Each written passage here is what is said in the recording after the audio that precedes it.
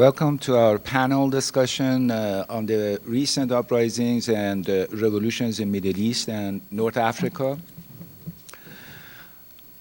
which has been organized by the Central Southwest Asian Studies Center at the University of Montana and Montana World Affairs. That I would like to thank organizers and people involved as far as this particular activity, people from Central Southwest Asian Studies Center and also Montana World Affairs Council that they are definitely one of the contributors to this particular event.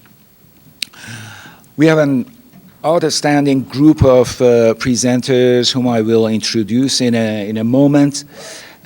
After these presentations, we'll go to, for that each of them actually go for 7 minutes. We will have brief comments from several scholars in audience, and from there we will move into your questions. So we try to make this as a community event as far as interaction and responding to your questions. Now, I have, my name is Artie Kia. I'm co-director of Central Southwest Asian Studies. I've been teaching here at University of Montana for the last 20 years, and I have the pleasure and honor to introduce our distinguished panel. First and foremost, we're going to start from my left-hand side, Professor Samir Vitar, who is a lecturer of Arabic language and cultures at the University of Montana, a native Palestinian. Professor Vitar has been teaching Arabic at the University of Montana since 1999. Most recently, Professor Vitar was nominated for the Faculty Diversity Award for his work at the University of Montana. Actively involved in methodology, he has attended and presented in numerous seminars on teaching the Arabic language throughout the country. Professor Vitar was awarded a certificate of recognition from Vice President of Student Affairs for his dedication to students at the University of Montana. The Arabic program here on campus received the Andrew High School Award for internationalization of the campus as a direct result of Professor Vitar's efforts. For the past year, Professor Vitar has traveled around the state to train the Montana National Guard in essential Arabic language and culture prior to their deployment. Professor Vitar's topic in this panel is Palestine, Jordan, and the region. So I'm going to go actually introducing the rest of the members. The second actually presenter, Professor Jeff Renz, born in Piscataway, New Jersey. Professor Renz received his undergrad and law degree from University of Montana in 1971 and 1979. From 1971 to 1975, he served in the United States Army, where he completed the Army's airborne and ranger schools and commanded a combat infantry company. An expert on civil rights litigation, Professor Renz has extensive trial experience. Among his more notable cases were Windy Boy versus Bighorn County, the first successful Voting Rights Act judgment in the United States on behalf of American Indians, IB versus School District, and TH versus Montana High School Association, the first cases in the United States that established the right of learning disabled students to participate in interscholastic sports, their age notwithstanding, and Barger versus Rance, which led to the establishment of a hypothesis, diagnosis, and treatment program at the Montana State Prison.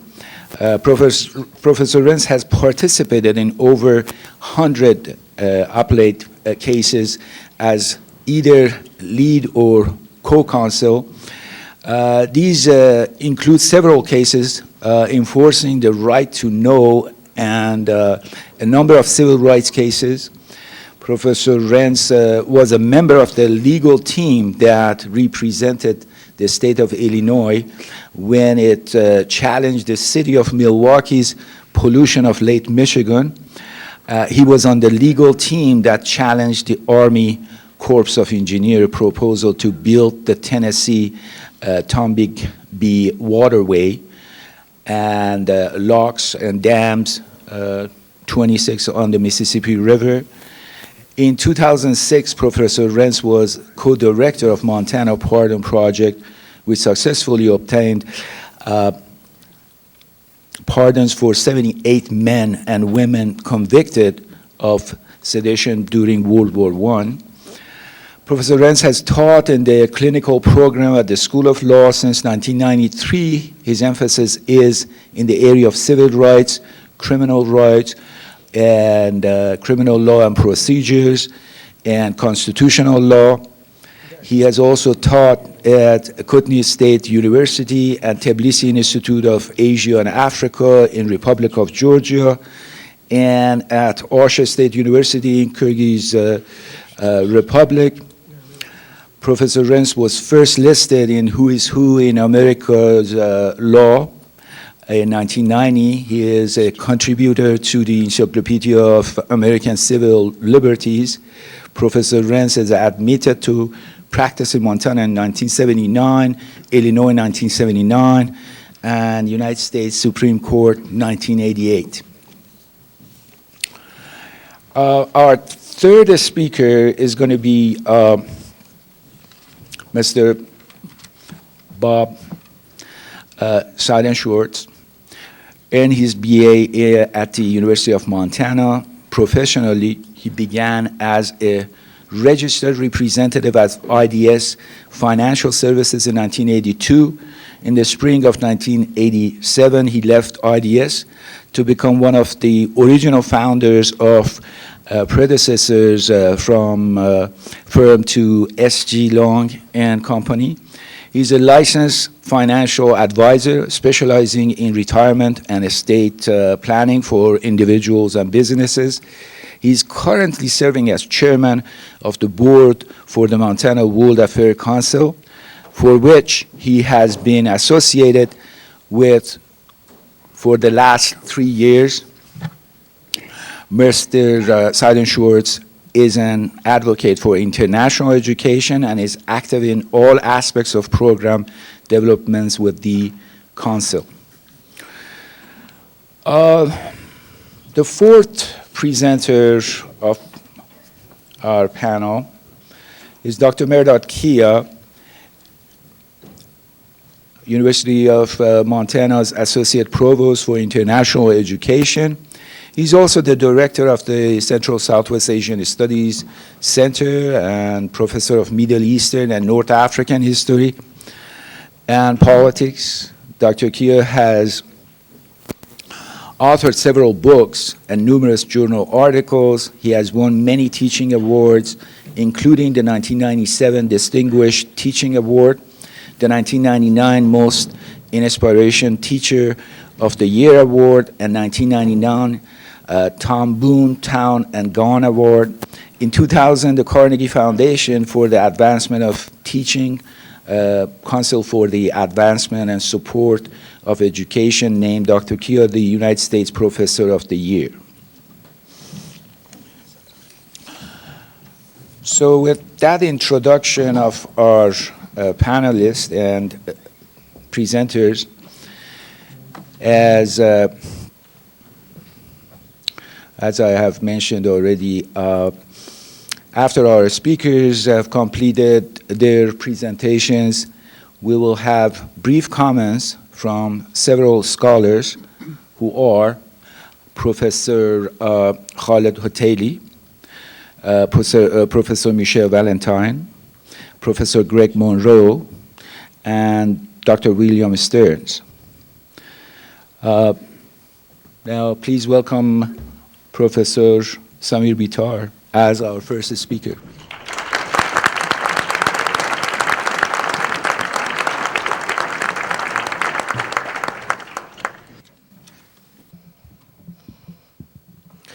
Assalamu alaikum, ayyuha sayyidatu wa sada. Peace be upon you, ladies and gentlemen. Ahlan wa sahlan bikum fi hadhihi al-umsiyya as-sa'ida. Welcome all on this beautiful Montana evening. Thank you all for coming out and being with us. It's very nice to see many familiar faces. We're becoming one big family. I would like to start by thanking the students. It is due to their interest and hard work that we have all these programs at the University of Montana. I would very much like to thank the community at large, and I would like to thank the sponsors of this evening's panel. This panel is being sponsored by the Central and Southwest Asian Studies Center on campus and the World Affairs Council. Many thanks to them and to all my colleagues at the center and at the University of Montana at large. Tonight, I would like to present you with perspectives on three distinct but yet related issues. One, the regional impact of the recent revolutionary events in the Middle East and North Africa. Two, the Palestinians and how I envision the current events will impact their struggle to shed the occupation and achieve independence. Third, and last but not least, the impact on the Hashemite Kingdom of Jordan.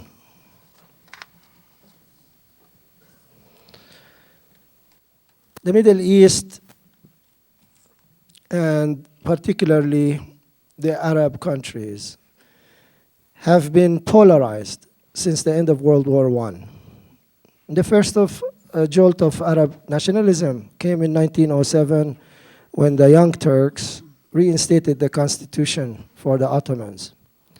And the Arabs were able to send representatives to Istanbul from Jerusalem and Aleppo and Damascus and Beirut. However, this was very short-lived because the military elements within the Ottoman Empire eventually took power over. And this led the Arabs to eventually revolt. So the Arabs decided, with the leadership of Sharif Hussein, to revolt against the Turks, the Ottomans, and to actually fight along the side of the Allied forces in order to liberate their lands from Ottoman rule and in hopes of acquiring their independence. However, did this not materialize? This is what in Arab history is called the Great Betrayal, which was after World War I. Although the Arabs under Sharif Hussein fought with the Allied forces and they were on the winning side, rather than achieving their independence, they were colonized and oppressed by the Allied forces. But for anyone to understand the post-World War I settlement in the Middle East and North Africa, one has to examine three documents. The Hussein-McMahon correspondence, and that is all the correspondence that took place between the head of the Arab revolt and the head of the British forces. Two, the Sykes-Picot Agreement, and that's the agreement where the European powers came and basically divvied up all the lands they acquired from the Ottomans. And the third document is the Balfour Declaration. That's when Balfour decided in 1917 to establish a home for the Jews in Palestine. The Arabs suffered further great setbacks in 1948 with the occurrence of Al-Nakba. Al-Nakba is an Arabic word which means the disaster. And that's when 3/4 of the Palestinian populace were displaced in order to create the State of Israel. This polarized the Arab world further and laid the grounds for military and repressive regimes to rise to power in all of the Arab countries. Basically, since then, the Arabs feel that they live under circumstances and governments that have been imposed on them by the colonial powers rather than being the natural progression of their own history. With this, I wanted to establish the fact that in all of the 22 Arab countries, the Arabs are living and have lived under the same repressive measures.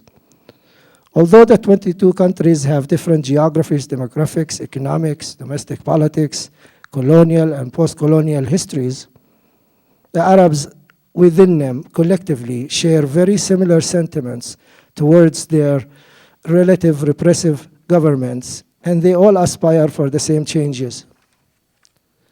History has shown that the Arabs across the 22 countries have acted similarly over time. And what is very striking is, irrelevant of their relationships with each other as states or their stance on any given issue, they all were united in the way they repressed opposition movements in their relative countries. Perhaps the specific demands of the different Arab populations will vary somewhat. However, the basic demands for freedom from repression, the implementation of democratic rule, and upholding rule of law underlie the common concerns of all the Arabs across the 22 states. The way I view the domino effect many in the media have talked about is people living under the same harsh conditions, facing repression together, will most logically rise together.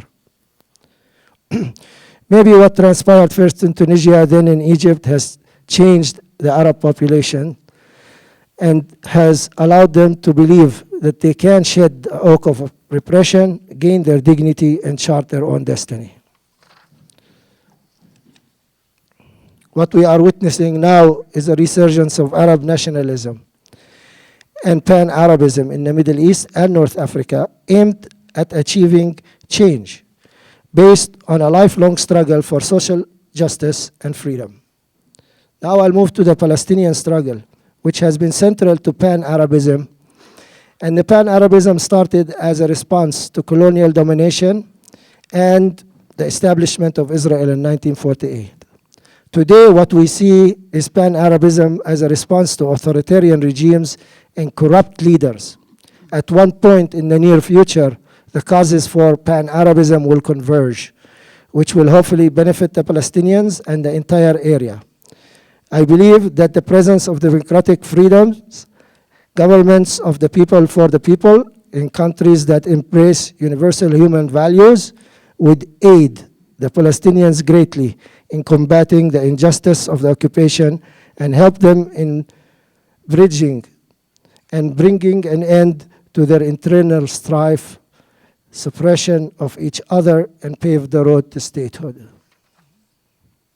This is the time for Arab leaders, including the Palestinians, to examine their internal structure and implement measures both to benefit from the revolutionary atmosphere and to introduce political reform programs to move their peoples forward towards true independence and full citizenry. The Palestinians should benefit from a democratic Egypt and a more democratic region. This will strengthen their negotiating position, given that the new regimes have to answer to the popular sentiment of their people in their foreign policy in the region, which would first touch on the siege of Gaza, which Mubarak colluded on. The Palestinians in Gaza might finally find relief from their daily struggle for food, fuel, and medical treatment. Perhaps an end to the collective punishment of the civilian population in Gaza. The possible opening of the Rafah crossing by a new Egypt would provide the Palestinians of Gaza access to the outside and relief from the inhuman conditions the siege places on them.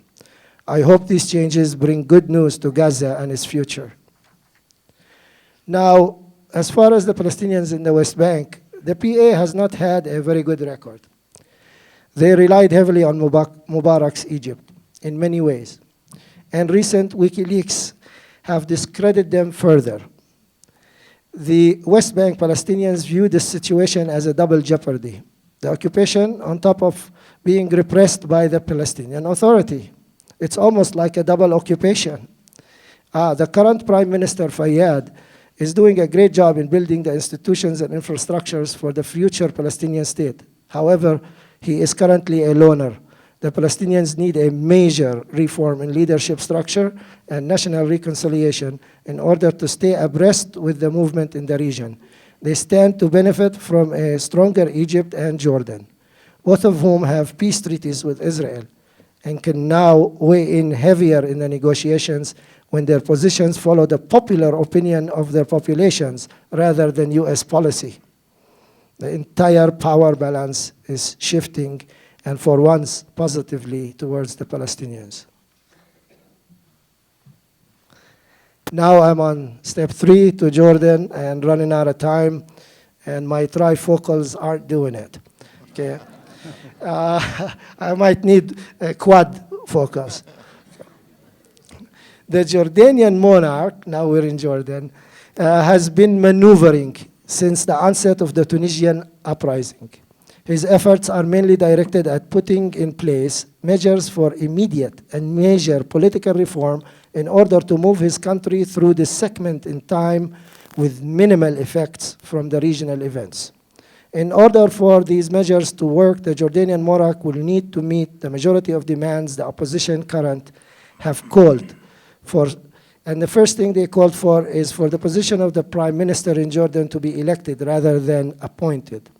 Although the king introduced a new cabinet with opposition figures appearing on the 27-member cabinet, several of the new appointments, including the new prime minister, are not viewed as neutral by the overall public. I don't believe the current cabinet is representative enough to carry out the political reform needed, taking into consideration all the results the opposition has achieved in other countries and coupled with Jordan's economic conditions, which have caused a very high level of discontent. The change of cabinet by the monarch and subsidizing basic food items can be viewed as a positive response to what's happening in the region. Much reform and concrete change has to take place if the Hashemite Kingdom of Jordan wishes to move forward through this segment in time and history of the Middle East while remaining relatively insulated from the events sweeping the region. Thank you very much.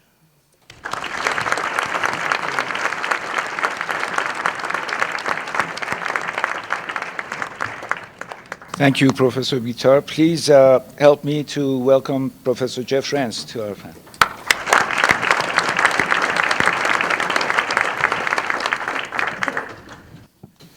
Thank you. I'm going to address, if I have time, 3 things. The first is the question of whether or not this is a revolution or merely a people's coup. The second has to do with the current status of the Egyptian constitution and the proposals to amend or even rewrite it. And third, the implications for Central Asia, because that's sort of where my focus is when I get the opportunity to focus anywhere. When Greg Monroe and I were in Kyrgyzstan in 2005, we often were asked, what do you think about our revolution? And we arrived there in May. In March of that year, the Kyrgyz had swept out their own kleptocrat, Oscar Akayev, who'd been president of the country, and replaced him with President Bakiyev, who was now recently removed just this past year. And when they asked that question of me, I always remembered Benjamin Franklin's response at the end of the Constitutional Convention when he was asked, do you have a republic? And he responded, yes, if you can keep it. And so I responded to the students when they asked me, what do you think of our revolution? I said, well, if it is a revolution, can you keep it? And so the question with regard to Egypt is it a people's coup or is it a revolution? We keep referring to it as a revolution, but I have to think at this stage of events, we have to call it and consider it to be a people's coup. The reason is this, and we saw the same thing happening in Kyrgyzstan after 2005. What has happened is we've removed the president of the country. We've removed some of the leadership of the country, but the structures, the social and political infrastructure that led to and triggered this people's coup still remains: the infrastructure of corruption and the infrastructure of oppression that helps and lends itself to the enforcement of corruption. When you walk down the street and you were stopped by a policeman and asked for your identification and expected to give a bribe, nothing has changed.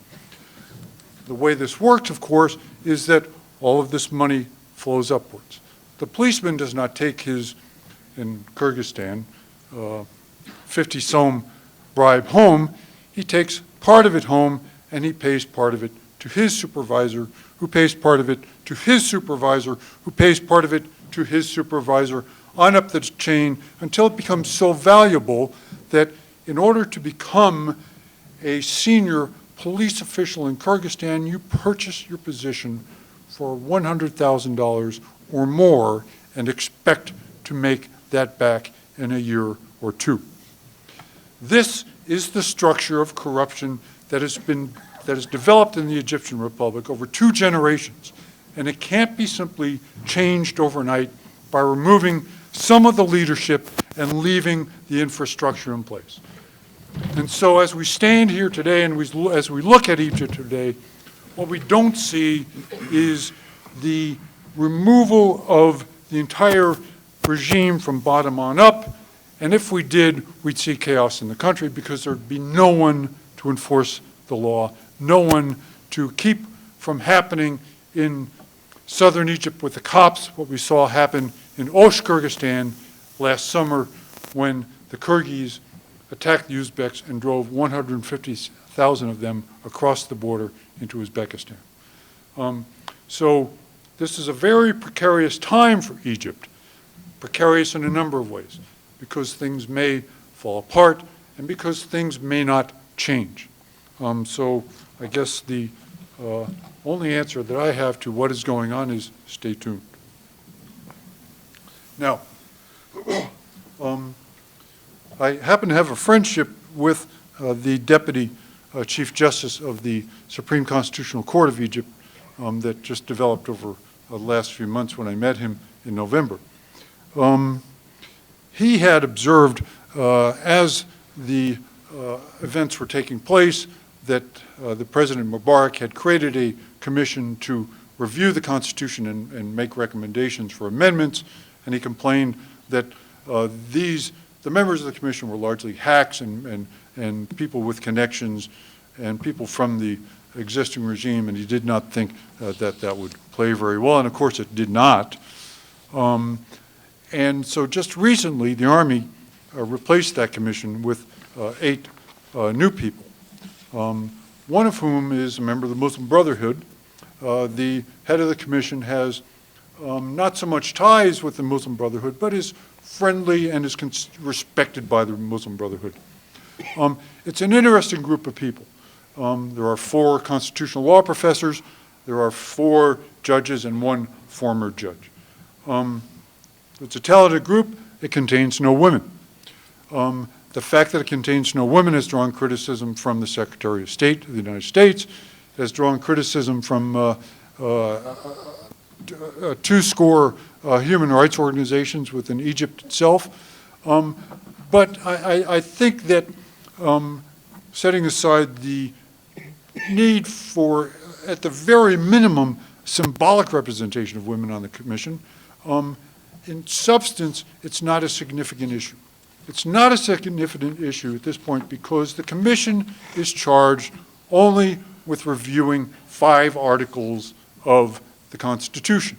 And the 5 articles have to do with presidential power, presidential terms, the judicial supervision of elections, which had been kind of swept aside by the Mubarak regime, which allowed them to steal the elections.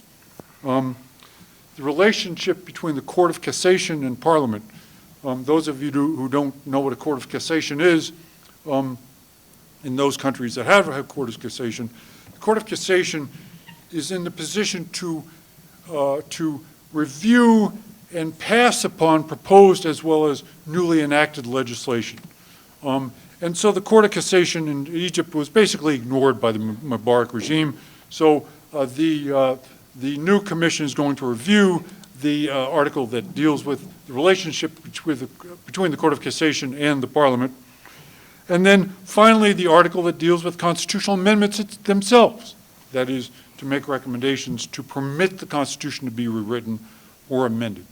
And finally, to repeal that article that has to do with counterterrorism for the obvious reasons that the counterterrorism article had been used to oppress Egyptians for the last 40 years. So what about the participation of the Muslim Brotherhood? Is it something we ought to be concerned about? I'd have to say no. The fellow who is a member of the Muslim Brotherhood is a lawyer named Sobi Saleh. He'd been a member of parliament from 2005 to 2010. When I think of Sobi Saleh, I think of Jerry Adams from Sinn Féin and the IRA.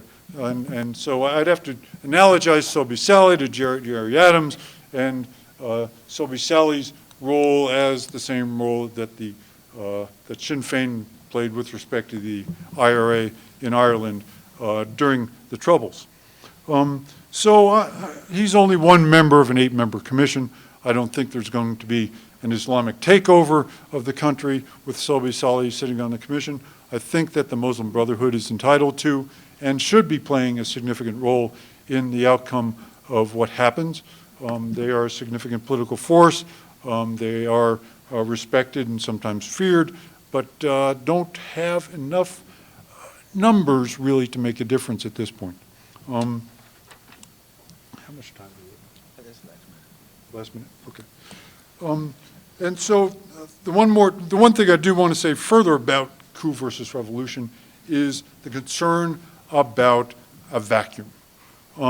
Right now, the Army seems to be doing well in terms of ensuring that there is a continuing security apparatus within the country, but if there is a vacuum with the police, I have to think that violence, and significant violence, will be a result between cops, between Christians and Muslims, between extreme Muslims and less extreme Muslims. But so far, so good. And then finally, I want to speak quickly about what I think are the prospects for Central Asia as these events seem to be rolling across the Muslim world. The first is Turkmenistan. I don't think anything's going to happen in Turkmenistan. The very person who might have been overthrown in Turkmenistan in the first place died 2 years ago. That was Turkmenbashi. They're still in a sort of transitional post-Turkmenbashi period. In Uzbekistan, President Karimov rules with an iron hand. In 2005, there was a small uprising in Andijan. He brought in machine guns and armored personnel carriers and just opened fire and put that down and put everybody in prison. In Tajikistan, President Rahman has been in power for about 5 to 7 years. I don't think anything will happen there because Tajikistan had gone through a horrible civil war, and the Tajiks aren't, at this point, prone to open up that Pandora's box again. In Kyrgyzstan, there was a 2010 people's coup. They've just had an election for parliament. It's nicely pluralistic, which is a good thing. They have not yet had elections for president. That won't happen until this fall. So they've already done their people's coup, and we'll see how that turns out. And finally, there's Kazakhstan, which has been ruled by the same president since independence in 1991. There have been demonstrations in Kazakhstan, and I'm not quite sure how that's going to play out. We haven't heard much rumbling there in recent years. All I can say is that in Almaty in Kazakhstan, they sold more Mercedes SUVs in 1 year than they did in all of Germany. So things aren't too bad.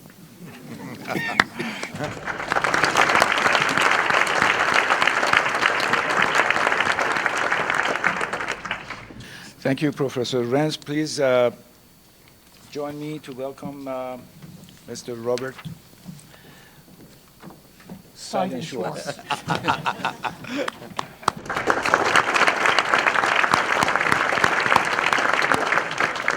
I want to thank you. I'm honored to be here tonight. Please bear with me. I'm a little bit under the weather, so you're going to get my Barry White voice here for a while. So, you know, when we're talking about the Middle East, you cannot begin to understand the issues if you do not understand in modern times, one, simple but very complex subject, and that's oil. When Samir mentioned earlier that the Ottoman Empire was dividing up, when the colonial powers after World War I were dividing up the Ottoman Empire, the principal reason was access to oil that had been discovered in Iran, Iraq, the Caspian Basin, and shortly after Saudi Arabia and Kuwait. Understand that in World War II, Winston Churchill demanded that the Navy switch over from coal-burning warships to oil. Now, does England have oil? They do now in terms of the North Sea, but at that time, England used coal. Germany had no oil, had coal and iron. France had no oil, but had various other types of forms of energy. As a result of shifting, and please understand how important this principle is, as a result of shifting from a coal, iron-based type of energy source to oil, the oil was in the Middle East. And that was a compelling reason, particularly after World War I, that you saw the colonial powers literally dividing up areas and identifying countries that did not exist by making arbitrary boundaries so that oil concessions could be given to their respective national industries. When we think about energy, I'd like everybody in this room to think about what they do every day when they get up. I went skiing the other day. Woke up in the morning, flipped the TV on, took a hot shower. Not too long because I don't want to be too energy inefficient, but I enjoyed that hot shower. Went downstairs, flipped the switch on the stove, made breakfast, turned the second TV on downstairs, got my gear together, went out into the garage, hit the electric door opener, then proceeded to take a drink out of the second refrigerator to go up to Snowball. Drove up to the bowl by myself in my little Nissan pickup truck. It's a little four-cylinder, so at least I'm trying to keep the energy conservation down. Got up to the chair, said a little prayer to the gods. Anybody that's ever skied at Snowball understands that getting from the bottom to the top unencumbered is a victory unto itself. And enjoyed a very wonderful day skiing up at the bowl, then came back down, drove down in my car by myself because I didn't want to be up there, maybe having to wait for somebody else to give me a ride. The point is, I want you to think about how much energy we consume, how comfortable our lives are on a daily basis. Oil is a miracle, it's a curse, it's a blessing. But the key here is we have to think about this and put in perspective. Right now in the world, there's roughly, and these figures are a little bit variable, almost 6 billion people.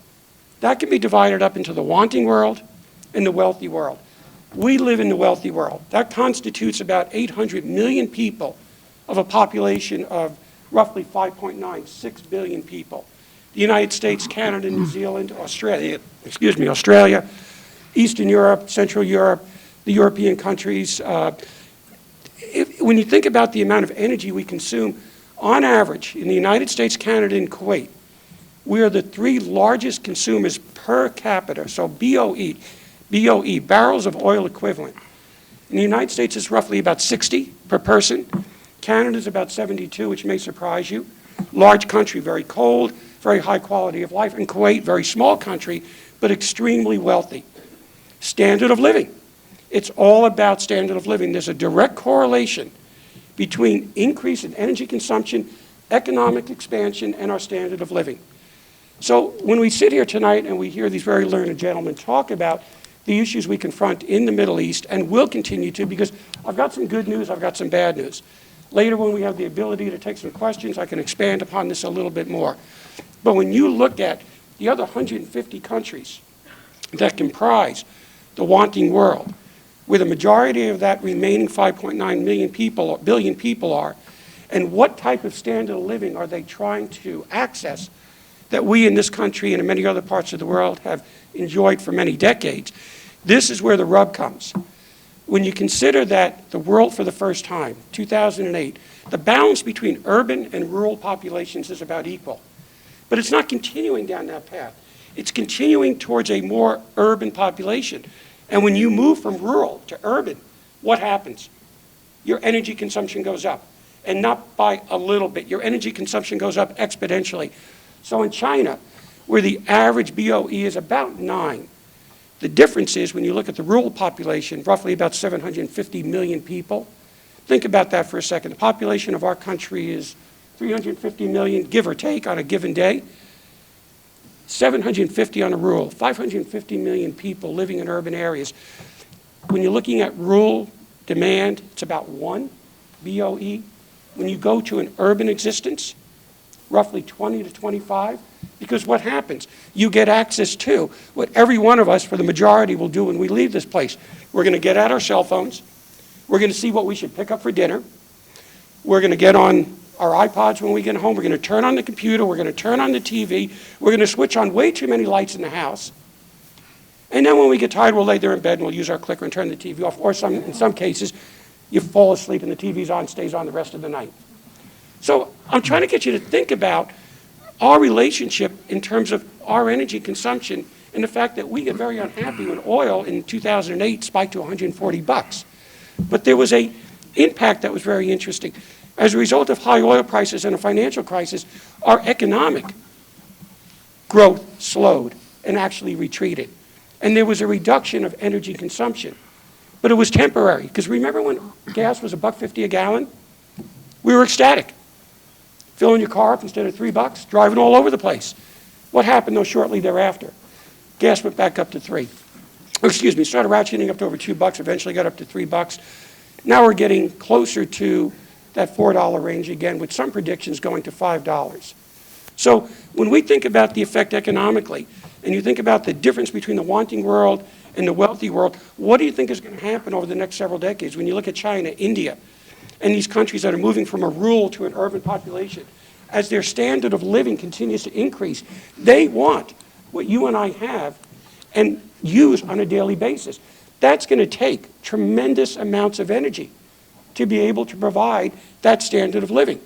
The competition, the geopolitical issues, the social issues, the pollution issues. Look, China is building on average about 1 coal-fired plant a week. That is their primary energy source. If you think of it as a plate of food, if you look at our energy diet, it's coal, it's oil, it's natural gas, it is nuclear. When you look at alternative energy right now, to the dismay of many, alternative energy constitutes roughly about 2% of that entire plate in terms of our energy consumption. It's growing, and it will continue to grow. But you have to be realistic here, folks, in terms of how quickly is that going to happen. And the majority of that alternative energy, in terms of hydro, biomass, and wind and solar, is mostly made up of hydro, in terms of hydraulic electricity. So when we're sitting here thinking about the problems in the Middle East, it's not going away. In fact, I'm going to tell you that it's going to get far worse before it gets far better.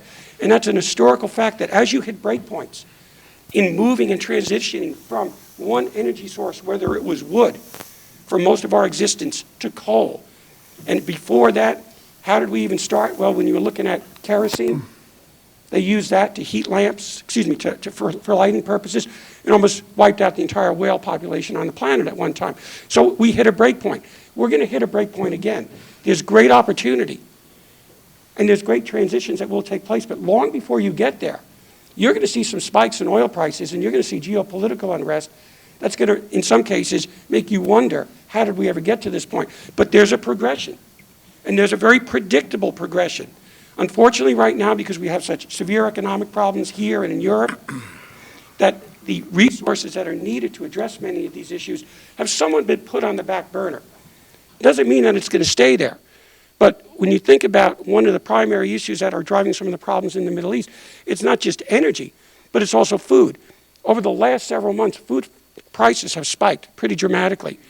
And when you live in economies that have heavy subsidies to the food that you consume, when those subsidies start to get taken off, and you've got the political unrest that we already experience in some parts of the world, you're going to see some dramatic shifts that may make the current events look rather mild. Because when you can't eat, things can get ugly real fast. We have an obligation to understand, first and foremost, our role in this energy diet, what our part is, what we can do, and I'll give some options and I believe some legitimate solutions to what that may be when we get to the question and answer period. But if you want to understand current issues going forward, you have to understand the role that oil plays in this equation. And when you know what's happening in China, when you know what's happening in India, where these people are transitioning into an existence that we've enjoyed, as I said earlier, for so long, you begin to understand the complexity and the demands. You know, when China had, was it the Copenhagen Agreement? They basically told us to pound sand on the CO2 emissions issues. And the principal reason was, what is their primary problem and issue right now? It's economic growth. It's not that they're not aware that they're also polluting their own environment to a point that they've come to realize that they've got to do something about it. But the same issues of political unrest and social unrest that exist in China that you see in other parts of the Middle East are primarily based on one factor. They have to grow their economy. They will address these issues, and there are some solutions out there, but you're going to see a lot of coal, a lot of gas, a lot of oil. At one time, China was an exporter of oil. They're now an importer of oil, and they've surpassed us. So the dynamics of this world will continue to grow and unfortunately probably get worse before it gets better. But I think we all have an obligation to at least understand the issue and not just also look to somebody else, whether it's regulation, government intervention. There's other factors that we've relied on. Asking for more supply is not the answer. It's going to have to be for a while. But there's a principle, the asymmetry principle, that maybe I'll give some insight later, that helps you understand that at the end user, the ability to make a difference, as opposed to always going to the wellhead to get more resources, can have a dynamic effect. Thank you very much.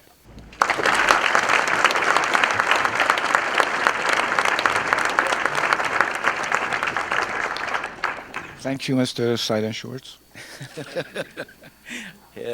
Please join me to welcome Professor Mehrdad Kier.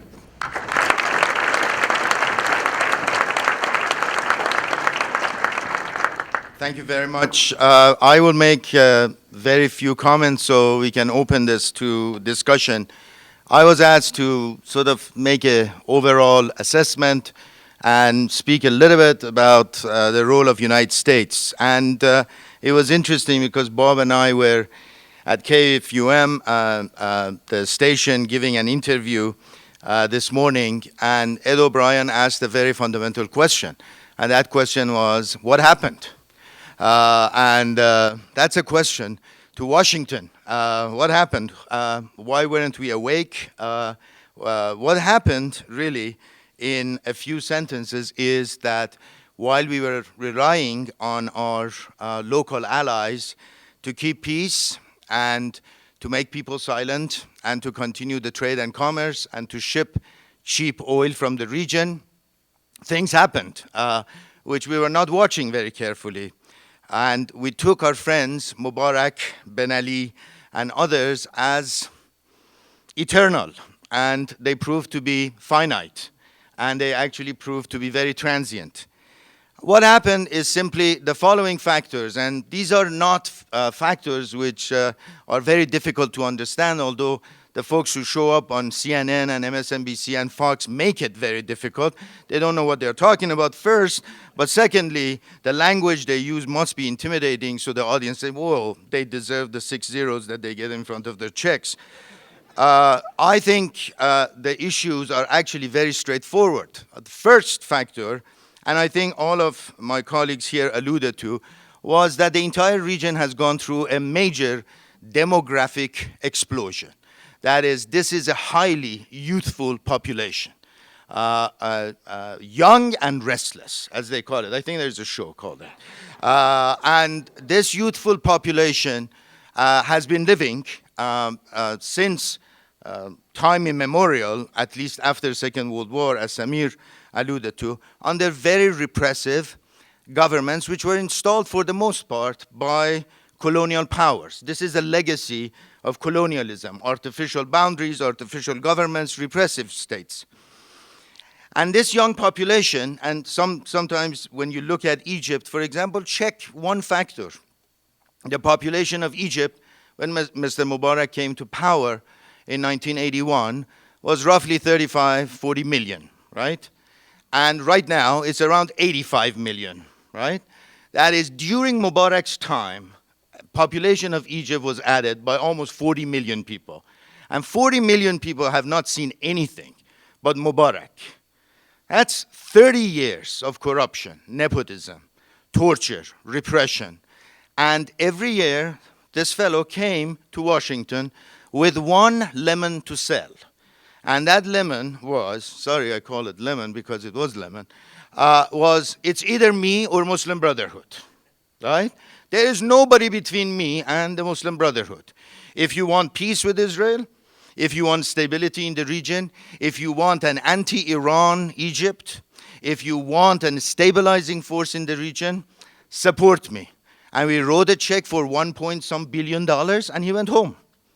Ben Ali repeated the same message and got a hefty check as well.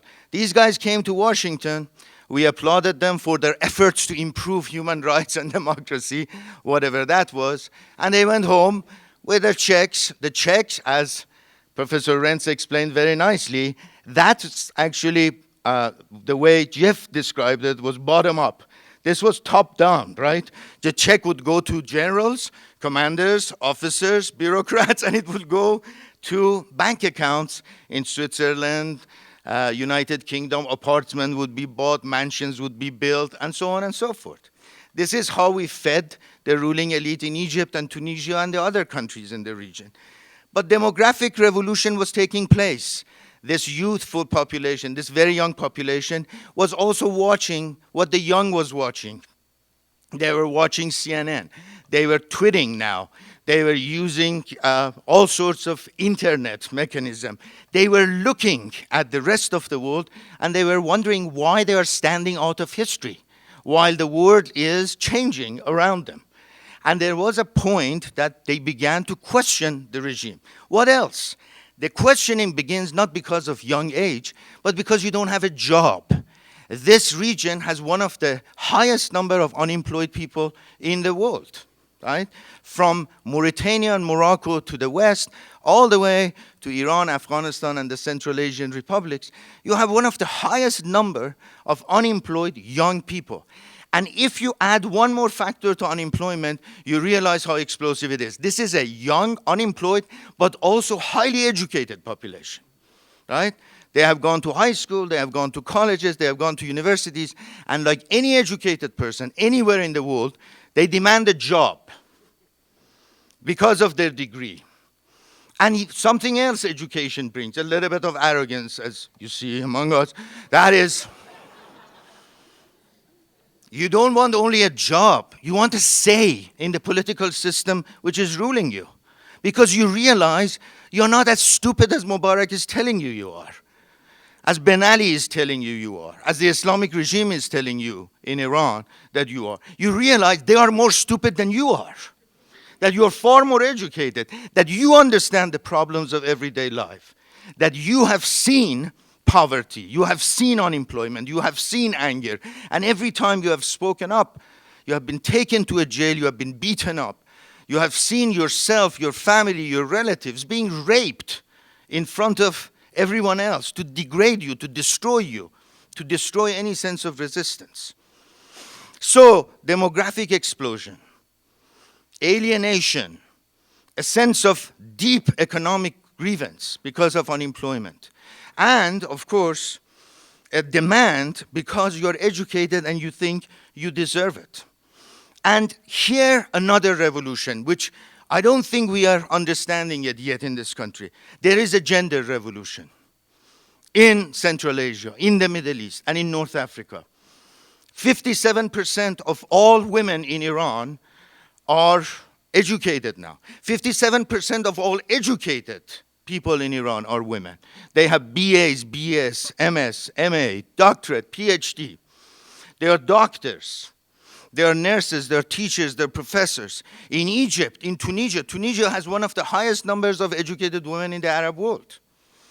There is a sense that this kind of harsh inequality and this rigid, oppressive, patriarchal system has to be changed. And you see this in blogs, in email after email, in every message that you read. It is not only, therefore, an uprising for a system of law. It is also an uprising for jobs. It's an uprising for inclusivity, for a system based on people's participation. It is also a demand for women's empowerment and inclusion in the government. And the tragedy of the situation is that United States and Western Europe have been completely ignoring these trends for one simple reason: profit, and in principle, oil. I mean, look at Libya right now. Who is the most silent power sitting, watching this half clown, half murderer, right? Actually committing genocide against his own people? I'm talking about our friend, Colonel Gaddafi in Libya. Who is so silent? The silence is deafening. The country which is proud to be the mother of all parliaments, United Kingdom. You know why this silence? Because just a short time ago, British Petroleum signed a multi-billion-dollar contract with the Libyan government. Why such silence in light of such oppression, such genocide, and such oppressive measures? Is because there is a very deep embedded economic interest in Libya.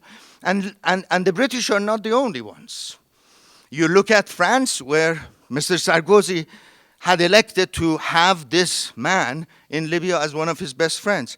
You look at Italy, where the actually Italians invited him to invest in a soccer team because he loves soccer and he wanted one of his sons to play soccer. He bought 7% of the soccer club Juventus, right? So he established a very close friendship with the Italian government and our dear friend Berlusconi, who share the same kind of thuggish behavior as Mr. Gaddafi does.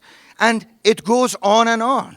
That is, United States and European countries have been involved in perpetuating these governments. And they are there because they can repress their people. And ask yourself, where does the funding for repression come from? How do you buy arms? How do you maintain security forces? How do you train them to go to the streets and shoot people? Libya, the last time I checked, did not produce machine guns, did not produce rifles, does not have the economy to produce tanks. How does Libya buy this? And from whom does it buy? It sells its oil. In return, it receives cash. With that cash, it goes to the arms market. And with that cash, it buys European and US and Russian-made military technology to suppress its own people.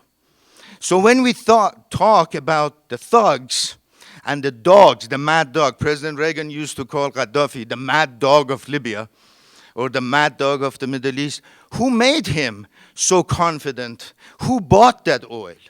Who gave him cash? Who armed him? And if you ask that question with Ben Ali, the answer comes back to you with one answer: European countries and United States. If you ask that question about Mubarak, your answer comes the same way: United States and West European countries.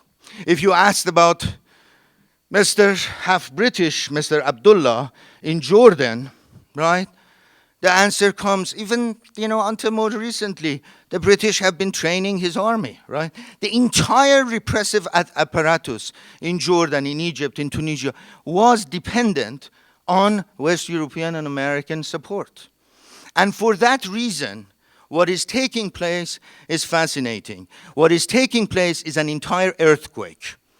Demography, unemployment, alienation, economic deprivation has resulted people to come to the streets. And what do we hear in this country? We say that we hope that the Egyptian army will be in control. And it was an excellent point by Jeff. Egyptian army? You mean Mubarak's army? Mubarak's army, which had been funded by billions all these years and was actually the instrument of repression? If that army is holding the country together and that army is responsible to hold the country together, I'm not that hopeful. That army can produce another Mubarak with a more smiling face. If the issue is just to get rid of a person, we are not talking about a revolution. We're not even talking about a real uprising. Nothing has happened. You have removed one person and you bring another person. It's the same thing with Ben Ali. If you're just getting rid of Ben Ali, but everybody in the Tunisian government is still there and they maintain the same kind of relationship with the people, we are not talking about revolution. Now, I was asked to conclude with remarks about a non-Arab country, namely Iran, which has been there, and as one Tunisian analyst said and told a French newspaper, we think it's all started in June 2009 when they revolted, when there was a farcical election and Mr. Ahmadinejad pushed himself back into power, although he had lost the election. And guess what happened? Just this week, there was a massive uprising again in Iran. And the slogan was very interesting, as you hear them, although they have cut off all the technology, all the internet, so on and so forth, you hear the same thing. Mubarak Ben Ali, Nobat Sayyid Ali. Mubarak Ben Ali, now it's the turn of our Sayyid Ali, which is reference to Khamenei, the supreme leader.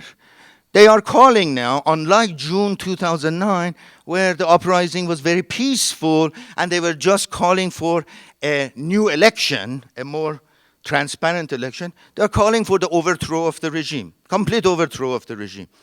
And here, I have to tell you that the most interesting aspect of the whole situation in the region rests. On the one hand, the Iranian regime, which has been repressing its own population for nearly 3 decades, is very happy with what has happened. First, it looks at Bahrain, right? And what does it see? It sees a resurgence of Shia militancy, right? The Shia are out. 70% of the population of the island is Shia. And by the very historical connection, the Shia in Bahrain and the government in Iran, which is a Shia-dominated, clerical-dominated government, it has a very deep religious and cultural affinity. Bahrainis are Arabs because they speak Arabic. The folks who are running the show in Tehran are Persians. They speak Persian. They're not Arabs. However, in religion, there is an affinity between them. So when you listen to the propaganda networks from Tehran, Iran is very happy with what happened in Bahrain. It is also not that unhappy with the situation in Egypt, depending on which direction it will go. If the direction of the revolution in Egypt or the uprising in Egypt is for Muslim Brotherhood to join the government of Egypt and create a more coalition, right, a more inclusive coalition, Iran has gained something in the process. And it will finally, after removal of Mubarak, establish a closer tie with the Egyptian government, thus creating a situation of anxiety and horror for Israel, which would feel surrounded, right, by pro-Iranian forces. Hamas in Gaza, Hezbollah in Lebanon, now a more lenient pro-Iranian government in Egypt. What does Iran ask for? What more can it ask for? But it's also frightening for Iran because it is inspiring the Iranian people, and Iranians being very proud. They never want to fall behind the Arabs, right? If the Arabs are achieving democracy, how can we just sit back and this ancient nation of 2,500 years just see the Arabs get democracy and Iranians, the Persians, falling behind? So it is a very sort of double situation that we are dealing with. As these revolutions and uprisings unfold, and I don't think this is the end of it, I think we will see a complete change in the political direction of the entire region. We have to look at 3 factors, and I will just wrap up with that. First and foremost, what the United States response would be if this kind of political movement or uprising take place in oil-producing countries such as Saudi Arabia and Kuwait and others. That would be very interesting to watch. I don't think the United States would run to call on the Saudi ruling monarchy to leave the country. That is a precious piece of real estate, and the amount of oil that we import, as Bob mentioned very ably, is such, and the dependency on this cheap petroleum is such, that I don't think the United States will adopt the same policy, especially with Kuwait and Saudi Arabia. The second, and this is a very important question, is what about the non-pro-US regimes? Why is Syria so quiet? You know, and you know, you see this, why it is quiet, because the Syrians know that the risk they will take will be really, really similar to what is going on in Libya. You have regimes in the Arab world, and ironically enough, these are not necessarily pro-American regime, pro-Western regimes, which can actually finish the last bullet before they even decide to leave the country. These are the former pro-Soviet states, right? Syria, Libya, southern Yemen, Marxist Yemen was part of that sort of list. These folks are not at all open to any influence from any capital in the world. It is all about the elite and preservation of that elite. And that elite is very difficult to get rid of because that elite is run and is running the country through a family network, right? If you look at Libya, who runs the show? Gaddafi is this kind of, as Farid Zakaria said in his interview, he said, after I left, I'm absolutely confident he was on drugs. I mean, Gaddafi is in another world. Doesn't even make sense when you listen to him. He's just talking to the ceiling. Who is running the country? There are 7 children, right? 7 sons who are responsible from soccer federation to the security forces. And when Saiful Islam, the sword of Islam, comes to TV and he says, we will kill all of you and we will run a river of blood, he really means it, right? And you will hear the same thing from Bashar Assad and his family. Because if Bashar goes and if Gaddafi goes, the entire elite will collapse. And you're talking about billions of dollars of interest which will disappear. In case of Syria, drug running through Lebanon. In case of Libya, oil running through United States and Western Europe. And finally, and this is, I think, a very important lesson, what are we going to do about our lack of knowledge with regard to this complex world? At least, I hope, we now know that this is not about Islam. You know, since 2001, we have been going and buying copies of the Quran to find out why they are in the streets. For God's sakes, Quran has no prediction about the uprising in Egypt, Tunisia, and so on. This has nothing to do with Islam. If people, and many are devout and they follow their religion, it has nothing to do with the way they act. The reason why they're in the streets is the same reason folks are in the streets in Madison, Wisconsin, right? That human beings do respond to joblessness, do respond to inflation, do respond to what they conceive to be unfairness. Therefore, they're human beings. And whatever their religion says, this is not about religion. This is about social, economic, and political grievances which need to be addressed. And what are we going to do with this educational system, which has nothing to do about this part of the world, which has nothing to say and teach about this part of the world from K to 12? And the most they can get are a bunch of boring people sitting here teaching these classes about Islamic civilization. What are we going to do about this desert of consciousness? About us never having the Islamic world as part of our daily discourse. And every time we talk about it, it's either about oil, or it's about revolution, or it's about terrorism. And that's why our opinions are so misinformed, and our government is always falling behind the events. Thank you very much.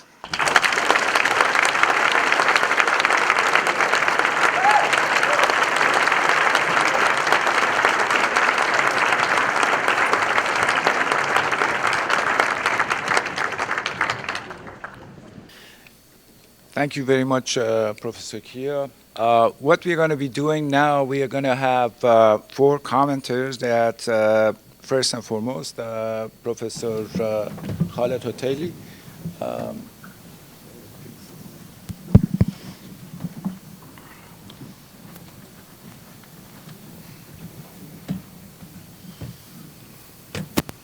Test.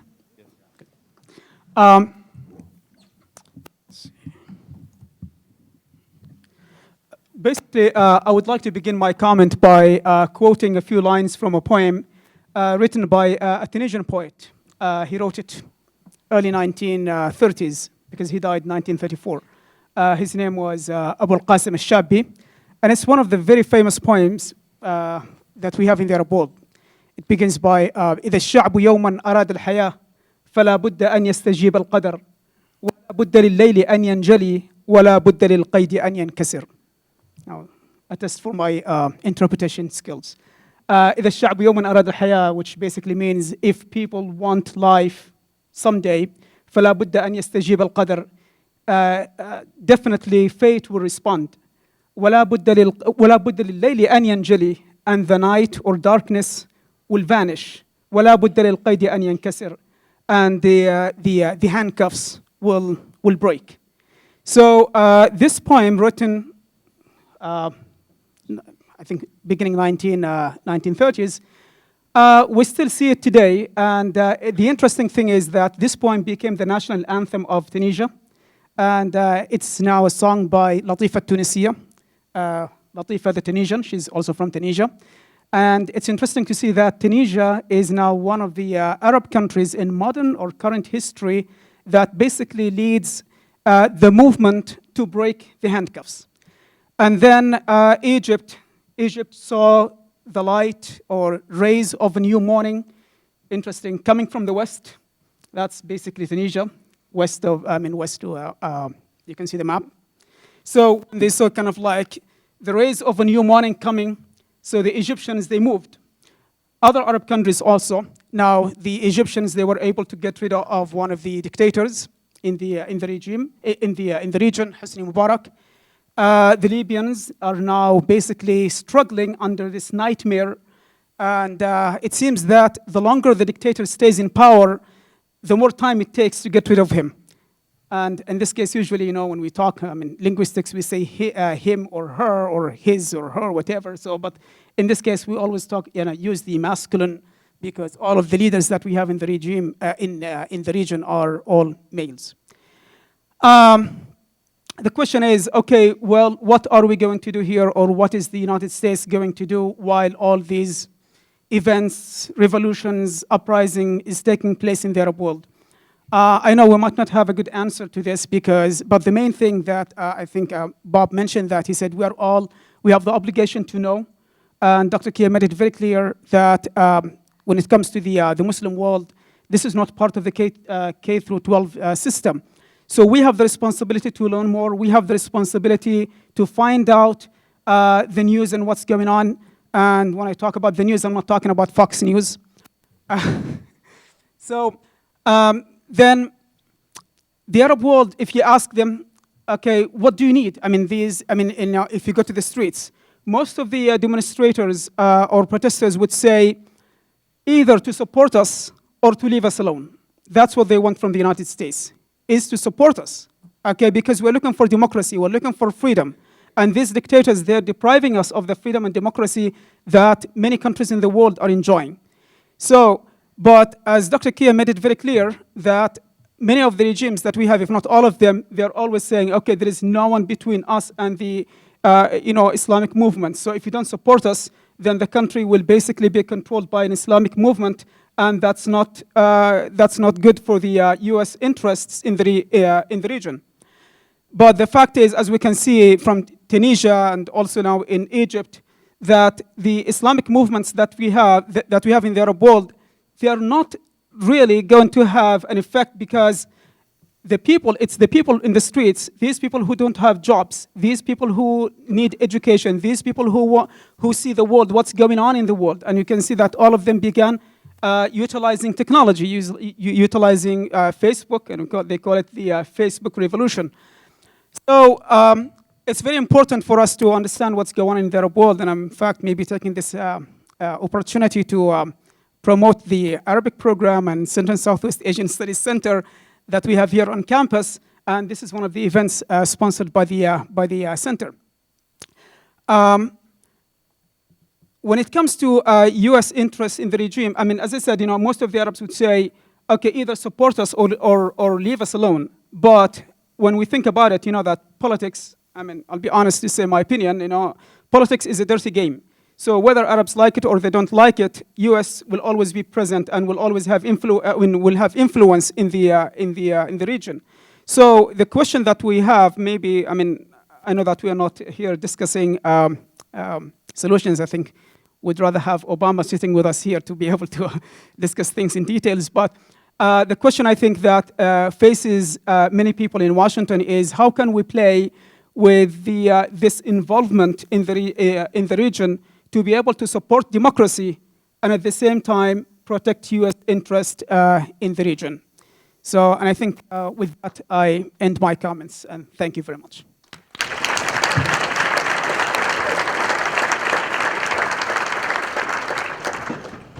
Thank you, Professor Patel. Professor Michel Valentine. Please welcome Professor Valentine. That's all right. Okay, I just have three quick comments to open up the debate. First, my first comment would be the importance of space and trajectory. You know, postmodern theorists or theoreticians have said that in postmodern times, revolution is not possible because there's no central space to take over, like the Bastille during the French Revolution, or Red Square, or there's several examples in here, or Tiananmen Square, even China, although I don't know if it was a revolution as such. And I would slightly disagree with Professor Renz, speaking of people coup. A coup is generally by a junta, by a group of officers which is there to operate a counter-revolution, but that's further down the road.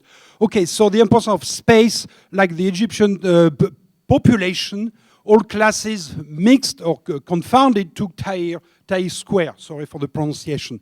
Of course, they were sustained by the postmodern use of space, as you said, electronics, although I hate calling it the Facebook revolution. I don't think it's a revolution, the Facebook, but whatever. There is still the hyper-real virtual space, but still, what is important is the importance of physical space, like 200 years ago.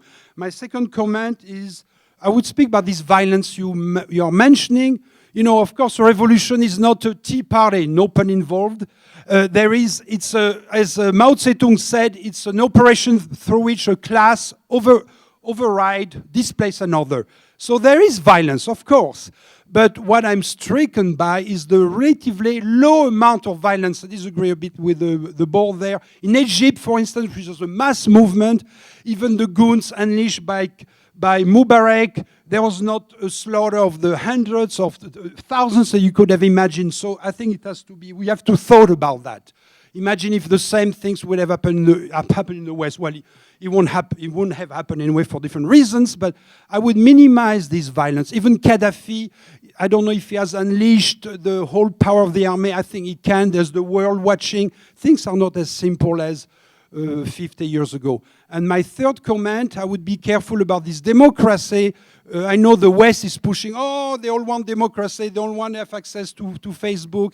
What we forget is that, like in the French Revolution, after the first year, the real issue came out. Remember, in Egypt, you have about 30 million poor. So behind this democratic revolution, you have a social revolution. And that's where, sorry for the expression, the shit will hit the fan when the real problem, the social revolution, will come out from behind this. We all want to be democrat, have a democratic participation like in the West. No, the real issue is the gravity of the social problem, which will require a true revolution, that to say, a change of structure going very deep, and that will be bloody. And that's all.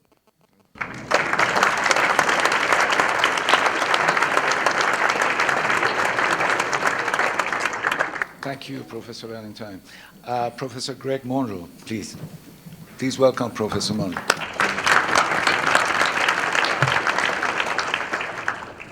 As we look at what's happened, you know, I guess the question comes up, have we anything to be optimistic about? And some very, very real problems have been raised here. When you look at countries that don't necessarily have a tradition of democracy, and have a great deal of military control, the military is back there in control, is there reason to believe that something is really happening here?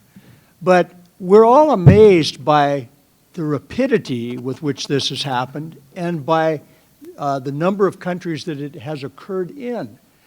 And there are some things that are going on there. One, we're seeing mass public resistance. This is not the first time. I mean, many of us thought that the Berlin Wall would never fall too. But we're seeing the effects of mass public resistance aided by communication and by the demographics that there are all these young people there. We are seeing the possibility that no despot can really rule people if there is enough mass public resistance. And it may again have to do with communication, that when the world's watching, it's harder and harder to crush these things. We're seeing the possibility that even major powers, well, let's start with the Army first before major powers, the possibility that even the military has to be attentive now with communication to what they're doing to people, and attentive to whether they themselves can control a truly mass uprising. If people simply refuse to be governed, even with force, can you do it? And finally, can major powers, can they ignore the mass uprising and prop up the despots they've been propping up for their economic benefit? And is it possible that what's going on here is a broader thing, and that is that in any system where the benefits and the wealth and the power and the opportunities are pushed upward to a very elite group, primarily of older people, there's going to be a problem.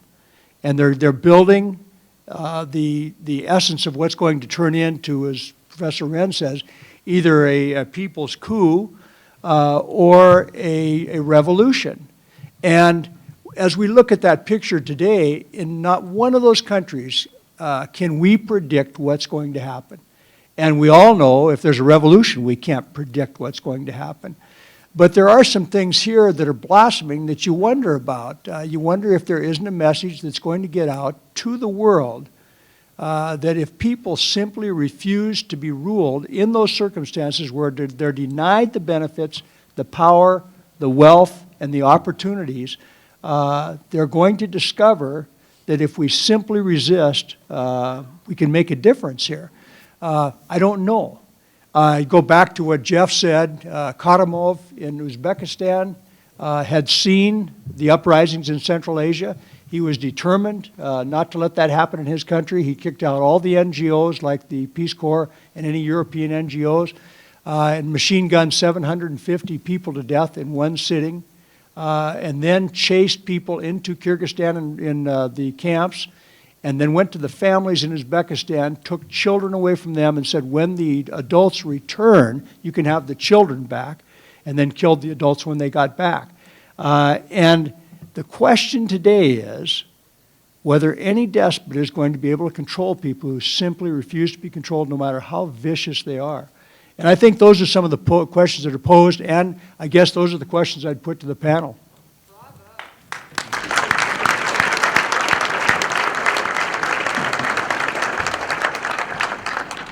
Thank you, Professor Monroe. Dr. William Stern, please. Please welcome Dr. Stern. I think I'll pose my comments by way of a question.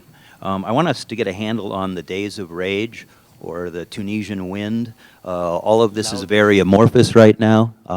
The days of rage, the Tunisian wind. All of these are very amorphous right now. President Obama has compared the Egyptian revolution to the fall of the Berlin Wall and the advance of universal human rights.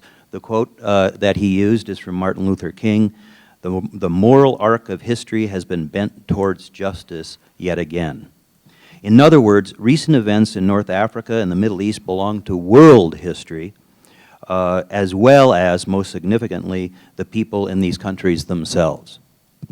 The historian Timothy Garton Ash has recently written on the prospects of Velvet Revolution, the term from the Czechoslovakian anti-communist revolution of 1989, which was, of course, very peaceful.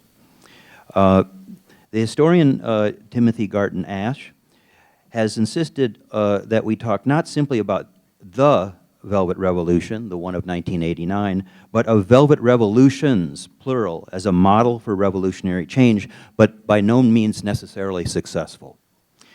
Where 1989 becomes the model, not 1789, which was the French Revolution, not 1917, which was the Russian Revolution or the Soviet Revolution, a revolution that looks sort of like this, a kind of peaceful, negotiated regime change, including elements of mass protest, social mobilization, and nonviolent action.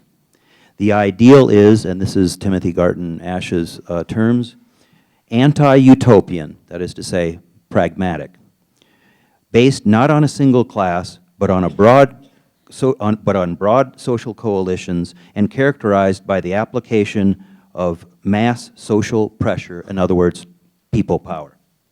If the totem, this is Garton Ash, if the totem of the 1789 type revolution is the guillotine, that of the 1989 is the round table.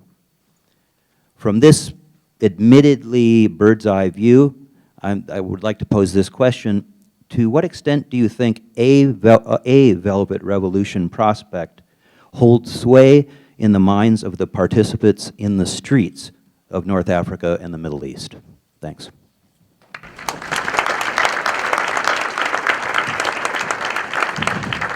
Thank you, Dr. Stern. Now, there are two microphones on two sides. Please help yourself with your questions and comments, addressing it to the panel or our commenters. Thank you. Hello, hello. So I want to ask a question, but first I'd like to thank you panel members for donating your time rather. I appreciate it. So I wrote it down here, so I'm reading. I'd like to follow the direction that the two final panel members led us in, which is that this conflict going on over here is indeed due to resources. And the question goes as following.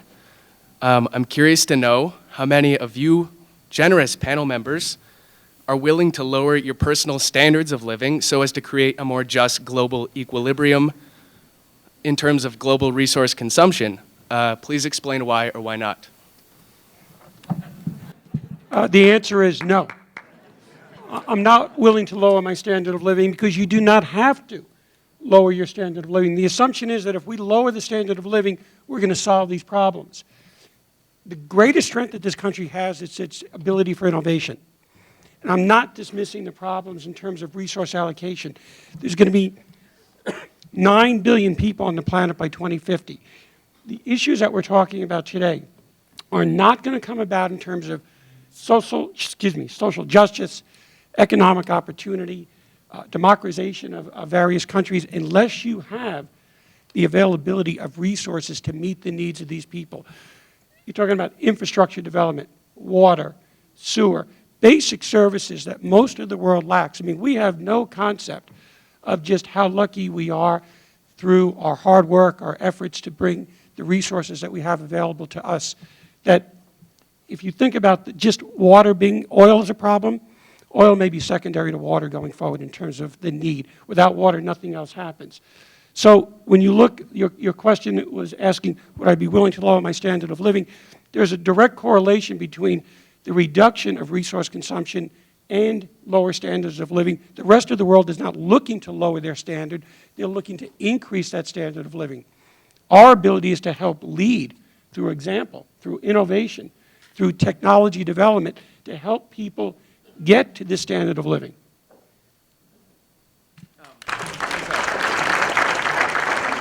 So I know this is not the forum for a public debate, but recently on campus there was a presentation. It was a science presentation given in the UC Theater right alongside of this, and the presenter was a professor of human macroecology from, I believe, Arizona University, or a university within the state of Arizona. I can't remember which one, but he said something along the lines of there not being enough resources to bring the entire world up to the standard of living that the United States citizens have, European citizens have. So I think that sounds great, what you just said, but it doesn't sound resourcifically, it doesn't sound like we have the amount of resources in the world to do that.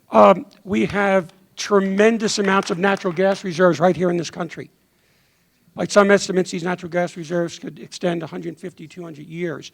The Marcellus area, which goes from New York State down to Pennsylvania, large discoveries recently in unconventional gas, shale, have opened up areas of natural gas production that did not exist or did not think exist before.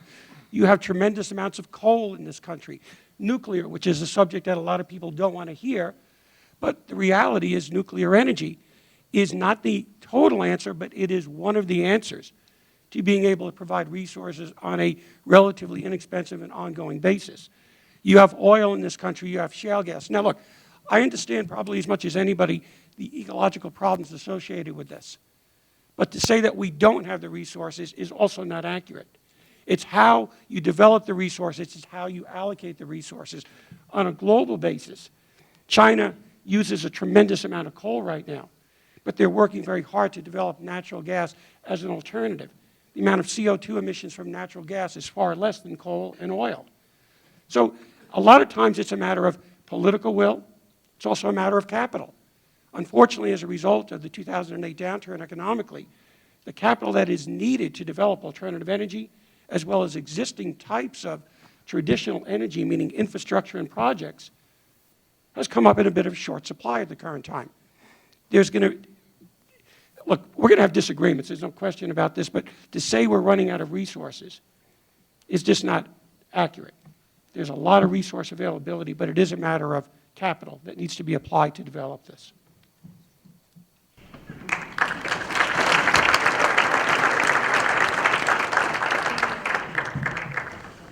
Professor Murad Kia, always wondering if you could give me a legitimate argument of why America shouldn't change its 100-year stance and go back to isolation as its foreign policy, based on Jefferson's idea of fear of tyranny of the masses, and Machiavelli's idea of if you're going to rule a land, you better take care of all the heirs that may inherit that throne. Wow. Can I leave now?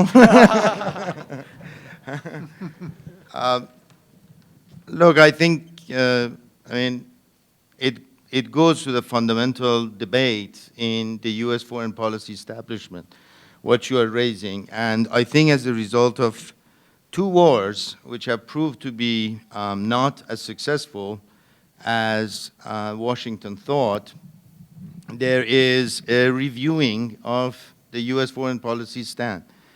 I was of the opinion that the United States should not take any military action as long as it doesn't have to, and only as the very last resort, until we have exhausted all diplomatic means possible. I supported the suppression of Al-Qaeda because the terrorists attacked the United States. And this was a legitimate war in order to suppress a terrorist organization, but with an understanding that they will leave, we will leave, the United States will leave Afghanistan as soon as Al-Qaeda had been, at least its leaders, had been captured or killed. That's why I did not support the invasion of Iraq. I never saw any reason for invasion of Iraq. A government which had not invaded the United States. And although I had denounced Saddam Hussein, I had criticized him, I still believe that in the last resort, it has to be up to the people of Iraq to overthrow Saddam Hussein. And I will say the same thing today. The people of the Middle East and North Africa are not asking, please underline this, are not asking for US military intervention. That is a contradiction to the whole idea of a democratic movement. They want to take care of their own tyrants on their own. What they do need is moral support, is a much stronger worded support, is to put human rights and democracy on top of agenda and oil, perhaps, I know I'm being a wishful thinker now, as not as equal to human rights and democracy. The people of Iran, I can tell you, were extremely disappointed when President Obama came out and said that we are negotiating with the government of President Ahmadinejad and we do not want to interfere in the internal affairs of Iran. That's 2009. We do not, as Iranians, we do not want military intervention or invasion. These are two extremes. Either we're going to bomb and invade Iran, or we're going to negotiate with Ahmadinejad. There is a middle ground. The middle ground is to stand with the people of Iran for democratic rights and isolate this regime, and do not use negotiations and an excuse not to express your very vocal and strong support for the people's movement. So I do not have a pacifist stand, but I do have a selective stand with regard to foreign policy. You only use military as the last resort, and you only use it when you are under attack, not as the first resort to go into other countries and change governments and get bogged down because you don't know its history, its geography, and its complexities.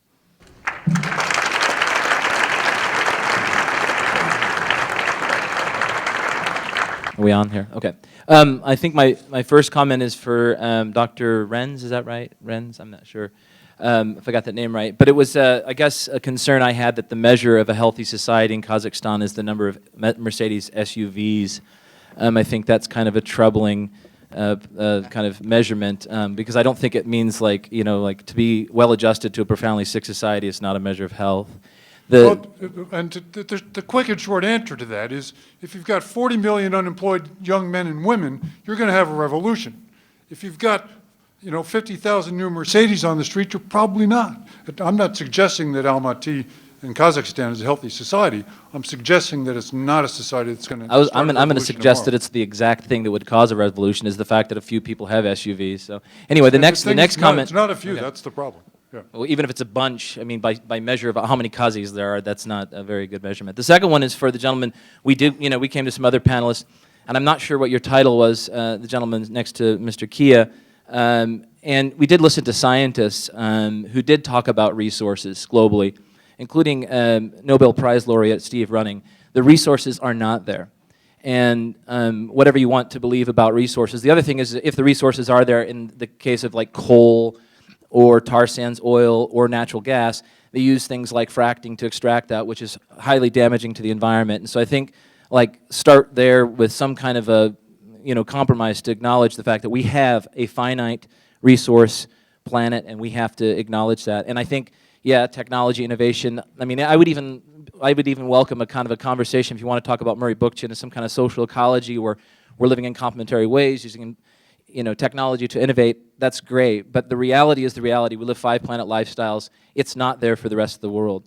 The final kind of comment, I guess, is, I'm an educator myself, and I get frustrated about narratives, and I heard you guys talking about narratives, K-12, so on and so forth. Why aren't we teaching about the Arab world, Islam, things like that? I'm really troubled by the idea that we're among a learned panel and we don't talk once about an economic system. I mean, capitalism was not dropped one time among any of the panelists about a possible structural issue which can't be overlooked. In other words, democracy is completely incompatible with this system. So whatever we have in these like notions of democratic revolutions, they aren't going to happen because we continue to uphold this system. And the profit motive really becomes that structural thing, corporations, malfeasance, all that kind of stuff. It works within this model. And I think that at least somebody in a learned panel would mention that we have deeper structural issues because the revolutions in this, if they're going to call these revolutions or coups or whatever terminology you're going to use, they're not limited to this region. There's resistance all over the globe. I mean, we can look at Mexico, we can look at Venezuela, we can look at Argentina, we can look at Bolivia, we can look at places that are resisting all over the globe these issues. This is not isolated to the Middle East. And the kind of recurring themes are the issues of the economic structure. So I'd like to maybe have someone on the panel discuss that at least. Just one word about capitalism.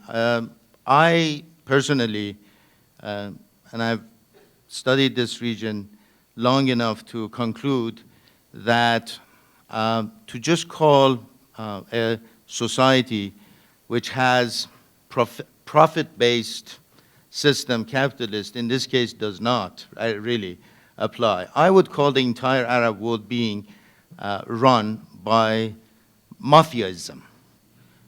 This is not capitalism the way we understand the notion of capitalism, coming from mercantile capital to industrial capital to advanced capital and then postmodern capital.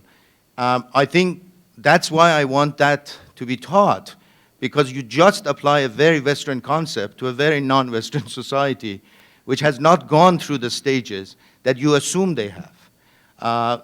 In fact, there are certain societies which haven't even passed through feudalism, to mention Saudi Arabia. and we are still at the age of mafia tribalism. You know, we have to think about new concepts and social formations when we talk about the world which is not part of the West. It is part of the overall capitalist system in the world. That is true, and I agree with you. But in essence, when you look at the system, and that's why I hesitate to respond to the part about Latin America, for example, because I believe the oligarchy and the system, for example, in Central America has its own unique characteristics as well, though it's changing. But in the case of Middle East and North Africa, I would very much study it as a very different region with a very unique system, which seem to be capitalistic because there are people who are profiteering or who have the ownership of the means of production. Let's use the Marxian. But in reality, it is far from being the capitalism we know in the West. And I want to add to that. It's not capitalism at all. When you look at the structure of these countries and the corrupt, I don't like to call it corruption because that has a moral component to it. I refer to it as graft. The graft system in the country is the economic system. That is the economic system. It works its way up. It's expected. The relationships that you have with others in terms of passing the money on, the relationships that you have among your clan and your tribal members are the things that define the economic system. The graft system is its own economic system. It's not capitalistic. And because the tendency is to concentrate wealth at the top, with Mubarak, with Bakiev, with Akayev, with the head of Tunisia, that is what generates the revolution. In Kyrgyzstan, they threw out Akayev because Akayev and his family began concentrating wealth through corruption. And the new person who came in was smart enough to spread it around for the first few years, but that doesn't last for very long. They became concentrated yet once again, and out he came. But what is the concentration of wealth, right? Isn't the concentration of wealth capitalism? I mean, that's the same as here, right? No, it's concentration through theft. It's concentration through throwing people in jail and saying, if you want to get out of jail, you pay me. That's what it is. There's a significant difference between the two. First, it's a mistake to think that post-modern capitalism is unique. China has still a communist core. It's more capitalism than the US. If you think that in the US you have no corruption, you don't have any concentration of wealth at the top under the Bush administration, you are naive, I'm sorry. Well, Michel, when you pay the chief of police of the city of Missoula to get out of the jail, you can give me a call and I'll agree with you. Next question. Yes, hi. My question's focused on Egypt. While watching the news, we saw that there were some people who supported Mubarak. What was the ratio of those for and against him, and why did some support him? As well as, why wasn't he voted out of office prior to this? There were no real elections in Egypt, first and foremost. All the elections were predetermined in terms of the results. There was basically a one-party system. And I say this again, and in response to these comments, you know, and I know the categories of class, revolution, the revolutions, whether it's French Revolution or Russian Revolution or the Chinese revolutions, fortunately or unfortunately, do not apply in these cases. Sorry. And I hope that we do not move because of our own understanding of these revolutions to a Eurocentric view of peace. This is a very Eurocentric discussion when you try to impose notions from previous revolutions to a situation that is very different. Why the class is not there? It's because Mubarak himself created a country which is basically divided into two classes, the ruler and the ruled, period. Either you are within the army or the security, and the bureaucracy, top bureaucracy, and then you are the people. And that's why the discussion is about democracy. Democracy is not some abstract American notion. It's about the ruled to have a say in running the political structure of the country for the first time. And it doesn't have to do anything with French Revolution or Russian Revolution. And the reason the results were always the same, 99.99%, because every ballot box was stuffed by the police and the security, and their job was to make sure that not only Muslim Brotherhood, but the middle class-based parties do not get any votes in the Egyptian parliament. And speaking, because Michelle mentioned it, speaking of violence and class and why this is peaceful, it's precisely because it's a middle-class educated revolution. That is, it's a people who do not want violence and to want to change it, as Chip mentioned it very ably, it's going to be a very different revolution. It's going to be peaceful by technology and by educated people. Now, if we are not used to that in European history, that's too bad. We better learn about the third world and maybe use the third world as a model to apply from now on. Thank you. Hang on, Ardi. I would like to follow up on that, particularly her question as to why didn't they vote Mubarak out. You know, the Constitution was amended to fit Mubarak's narrative. In my classes, I talk about Egypt, the republic, and I laugh. What republic? There is only one candidate, Mubarak. No one else can run. That's how well they twisted the Constitution. Okay? And the election results are always known. Mr. Mubarak receives 99.999999% of the vote. And the joke in my class is the Egyptian secret police is looking for that one person who didn't vote. Because Mubarak wants 100%. Okay. That's to answer why they didn't vote him out. Okay, so that's why the first challenge to the Egyptian people is to amend their constitution so it serves the people of Egypt, not the corrupt regime. Okay. As far as those thugs who you refer to as Mubarak supporters, they were paid. In Egypt, they call them 20 guinea, which means 20 guineas. Guinea is the Egyptian currency. That is $4. They got paid $4 and one pill of Viagra to go out and raise down some of the protesters. Okay? And as far as their proportion, as fast as they showed up, they disappeared because they realized they are on the losing side. And the Viagra really didn't do anything.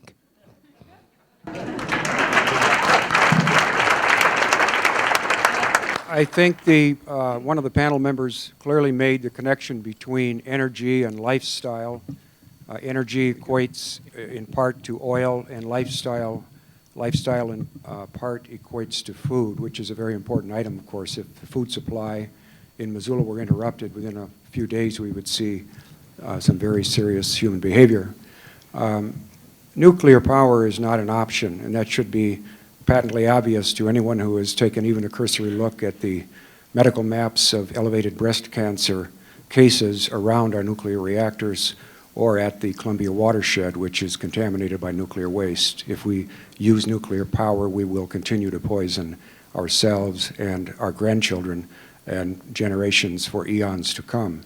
But with respect to food, this morning I called 2 long-term Missoula residents to ask them about the food system in what was once the Garden City. Missoula is known as the Garden City. And they said that during the Depression, Missoula in general did quite well because of the many gardens, Hughes Gardens, Orchard Homes. There were fruit gardens up in the Rattlesnake. The man said that when the price of chickens fell below $3 per chicken, he could no longer compete with the corporate farms, growing them in his backyard. Could we focus a little more on Egypt, please? Well, I didn't know that you had assumed a dictatorial position, Mr. Rentz. So I should then say that yeah. with, If it'd been a dictatorship, I'm talking I'd about oil. called you away, so. And we have been talking about oil, and I find you to be somewhat condescending, and I resent it, okay? There's an effort right now. Can you kindly ask your question? There's a move right now in Missoula to restore the Garden City to, the question was asked, what should we do?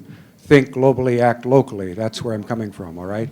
I'm solution-oriented. That's what I'm trying to communicate here. So please allow them to make their comments. Sure, Okay, but thanks. not to restrict my comments. But there's okay? 4 people behind you. That's what I'm saying. Someone over here talked for 7 or 8 minutes, and you didn't interrupt them, Mr. Rent. So, at any rate, we have a resurgence now of small gardens in the city of Missoula, and they are capable of feeding a lot of people. That's been demonstrated by the university's own farm program here.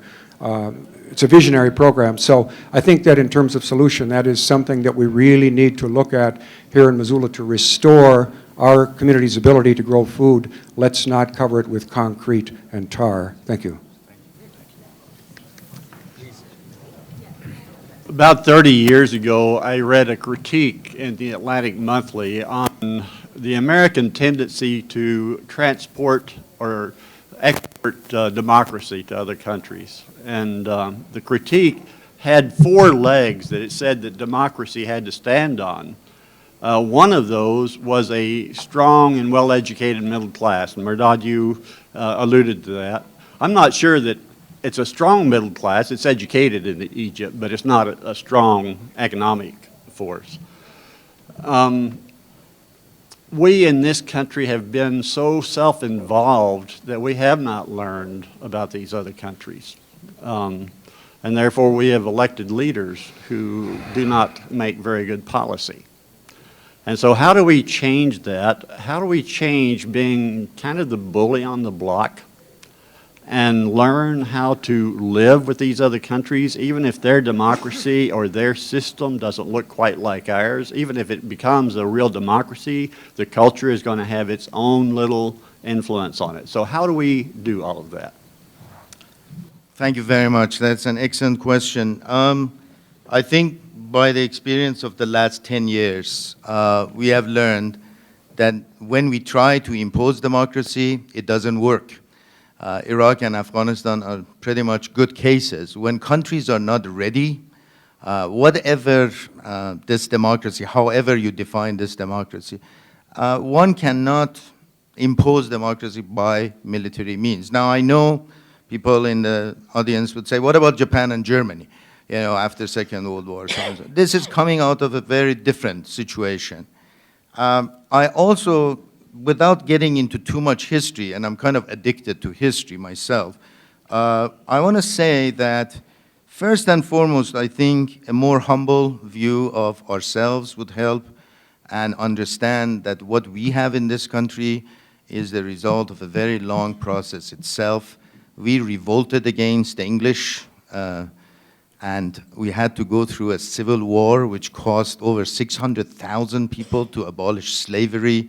And if somebody was judging us, you know, in late 18th century when slavery was still practiced and women were not allowed to vote, this would not be a glowing, you know, model. And I don't think it would have been a glowing model in late 1850s either, right? It took Abraham Lincoln even to critique it in terms of this is almost like serfdom in Russia. So I think a humility and knowledge of our own history and what a long process it is to get to a point that the rule of law and a constitutional system is functioning. These countries need to learn on their own and become this, at least create a system which is accountable to the people. I'm not here to say that this is the beginning of a major political change. This thing can go in many different directions. It can result into military dictatorship, as far as we know. It may result into the change of the head of the state, but the entire structure remaining intact. It may result into more disturbances and harsh repression, but it may also result into the beginning of a new era in the history of the North Africa and Middle East region. We don't know at this point, but what I do know is that preaching and military intervention would not change the situation, would backfire. I would say the first thing we should avoid is talking constantly when things are not working in our interest. Let's bomb them. Let's send, the Marines. Let's invade. Let's land, and so on and so on. This is the kind of irresponsible discourse we kept on hearing about Iran. We don't like Ahmadinejad. Let's go just bomb them. I mean, just can you imagine what kind of result it would have for us? The entire region will explode in rage against the United States. However disgusting, however fascistic, however repressive he is, it is up to his people to get rid of him, and they are in the process of doing that. We have to understand how to help, and it's not always by tanks and jet fighters, and it's not always by rhetoric, but by first and foremost understanding the country, the society, and appreciating the complexity of its history, culture, and understanding the middle class, and especially those political parties which are trying to change the system. For over 30 years in Egypt, we ignored them, because we bought the argument that it was either Mubarak or Muslim Brotherhood. Clearly, the people we saw on the streets of Cairo, they hate Mubarak, but they get nauseous when they look at Muslim Brotherhood. They're right in the middle. And why they are so disorganized, why they are so spontaneous, because they are the ones who went to jail, while Mubarak allowed Muslim Brotherhood to run for seats in the parliament as a reminder to Washington that they are here and they can win seats. In fact, I would argue that Muslim Brotherhood was strengthened and kept alive by the Egyptian secret police in order for Mubarak to get his check, $1.some billion. And there was nothing left in between, so there would be no realistic alternative for the United States to support. This is the kind of lemon, I mentioned, this is the kind of false image that we bought because we do not know about Egypt. We do not appreciate the complexities of the country. And I think it only starts with education. Now I know people say, oh, this is a dreamlike or romantic, but this is where it starts.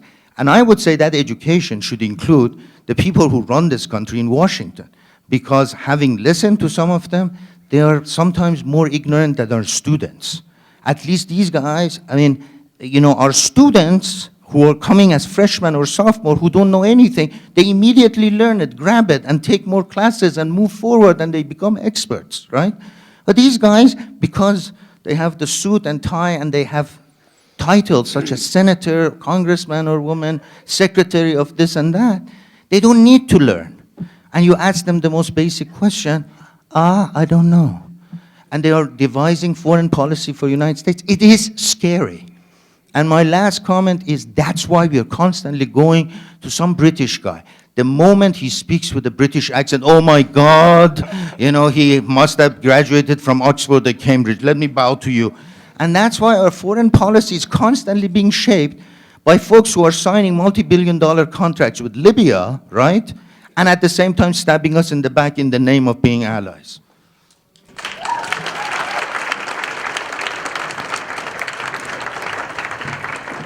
Gentlemen, in the course of your opening statements, I heard couple of references, less than kind, to the Hashemite kingdom of Jordan. And I would imagine that came from the gentleman who had closer ties to the Palestinians. Anyway, the word Hashemite, I think, refers to a tribe. Is that not correct? That's correct. It's the Prophet Muhammad's tribe, sallallahu alayhi wasallam. All right. My first question, and I have two, the second is a bit provocative, but my first question is, to what extent will tribalism, and there's got to be at least 100 of them in these areas that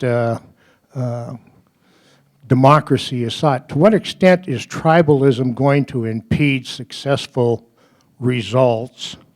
And I think it's a little bit disingenuous to state that Islam is going to play a very small part in this, because my understanding of Islam has always been that when it was constructed to accommodate the tribal system, which dates back prior to the founding of Islam. And so I'm wondering if Islam itself, the religion of Islam, is so structured to accommodate this move towards democracy. And my second question, which is a bit provocative, is Is this a blossoming of the Bush doctrine?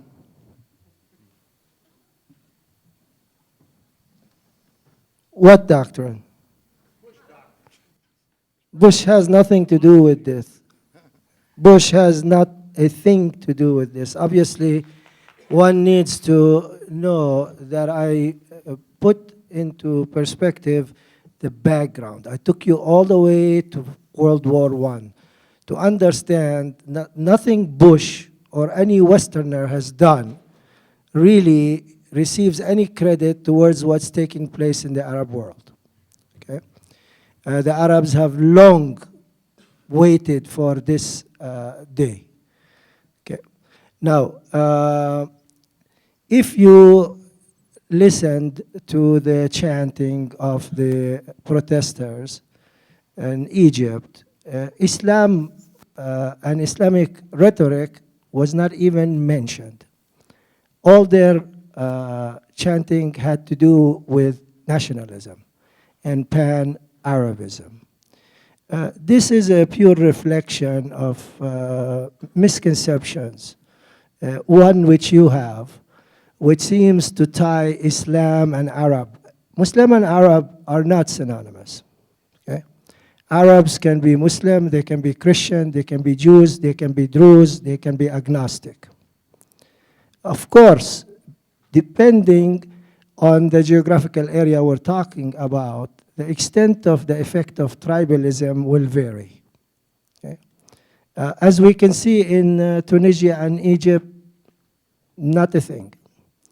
But as we approach places like the Hashemite Kingdom of Jordan, which is really, in my perception, should have been called Trans-Pipeline Jordan, because its whole purpose was to get the oil from Iraq to the Palestinian coast. Okay? And the Hashemite king came from Al-Hijaz, which is in Saudi Arabia. And that part of the world at one time was Greater Syria. And what I mentioned about the Jordanians is they really need to make big change, or they're going to face the same thing Egypt has faced, Tunisia, Bahrain is undergoing, and so is Libya. And in fact, today in Jordan, there has been demonstrations. One thing to understand about the makeup of Jordan, more than 70% of the population are Palestinian. And the tribal effect there is not going to be able to hold 70% of the population. It's a matter of mathematics. You didn't specifically say what was it about the Jordanian regime that I mentioned that was not respectful or anything. You just made a comment there. I would have appreciated if you actually elaborated on what it is that you disagree with. I'm more than happy with people who disagree with me, as long as we can disagree without being disagreeable. Thank you. Since the time has passed, like we have passed 9 o'clock, I would like to ask everyone to make their comments or questions, like 4 people there, 3 people there, and then the very last comments from the panel we're going to ask to respond to. Please go ahead with your comments or questions. Okay, first off, I'd like to start off by saying there's been some tension here tonight, and I'm not trying to shoot bullets at anyone. I appreciate the people who came here to talk about this and the people who came here to listen. So I'm not talking about socialism, I'm not talking about Marxism, capitalism, tribal mobs. I'm talking about self-determination of the people who occupy this globe. You know, and I guess a metaphor to be used is I don't want to cut off the head of the snake, I'd rather turn it into a butterfly. And I want the ruled to be self-rulers. So I think this brings us to important questions. What is democracy? What is freedom? Is freedom the choice to buy North Face or Chacos? Is it the choice to choose who is going to rule you and how you're going to put them into power? You know, I feel that the structure of political power is fairly inseparable from cash. So political decisions are not really based on environmental limits, and power is pretty much synonymous with the distribution of money. So maybe money somewhere is the root issue. But even if I live frugally and purchase ethically, the first world standard of living inherently lowers the standards of other worlds. So is decision-making separable from capital, and how can broke folks like me determine foreign policy by means other than purchasing power?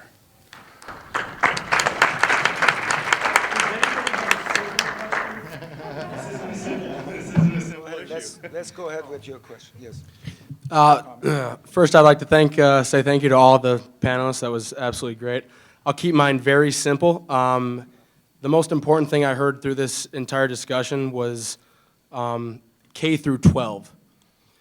I can give a personal testimony. I'm 21 years old, have been through some great public school systems, and now I'm at a great university. It took me 21 years of age for anyone to even mention the word Islam, Arab, or Muslim and try to explain that to me in a region that we've been heavily involved in since the time of my birth and plus some. So I guess to put it shortly, how do we combat that and then maybe use a little bit of our own knowledge to try to understand a world that we've never even made the slightest attempt to move forward towards? So.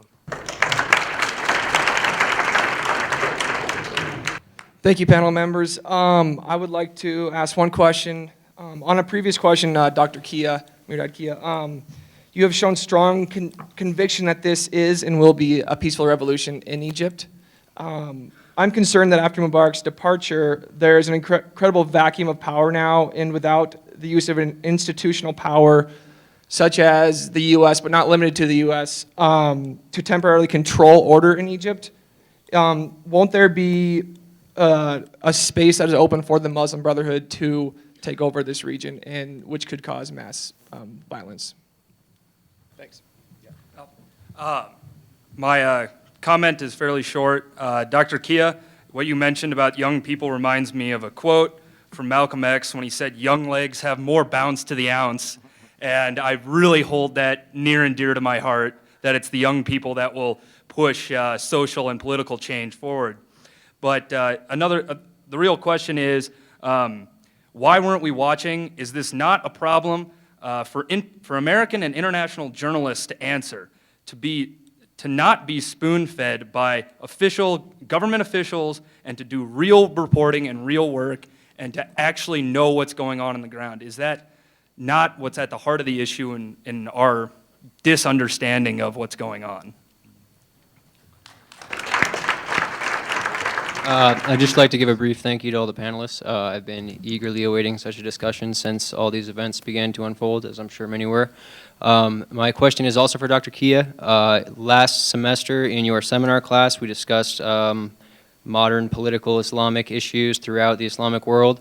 And one of the points you made towards the end of the class was the importance of what you called the northern tier of the Middle East, referring specifically to Turkey and Iran as emerging superpowers in the region. And if my memory serves me correctly, a large part of this was the growing population of youth in the countries that were striving for change and looking for a more progressive reality. My question is, in your opinion, is the situation, do you still see the northern tier as sort of having the upper hand with a future role in the Middle East, or has the southern tier changed the game with two of its states having successfully overthrown their dictators? Thank you.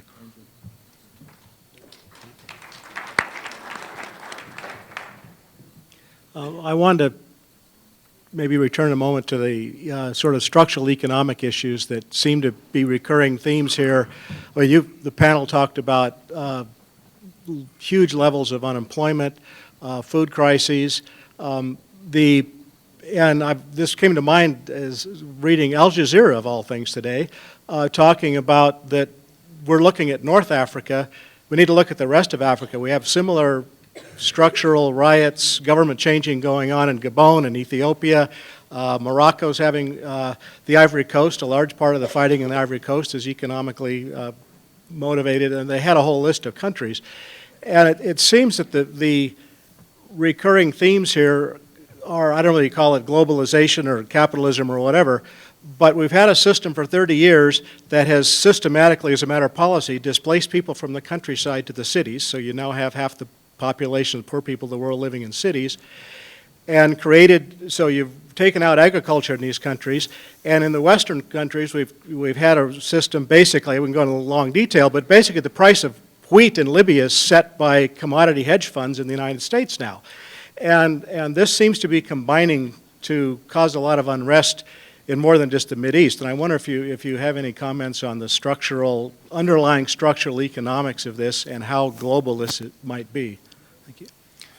Thanks. Last but not least, please. I actually want to take it back to the same social economic topic.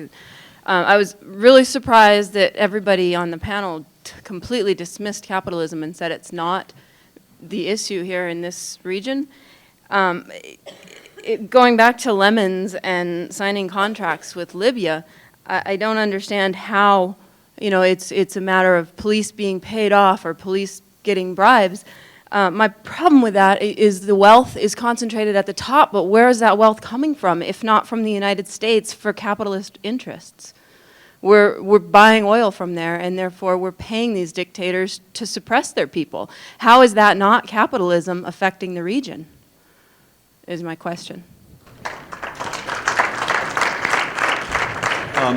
I'd just like to maybe leave us with something to think about. In 1966, I was sent to Vietnam because our leaders and many pundits told us we needed to fear communism.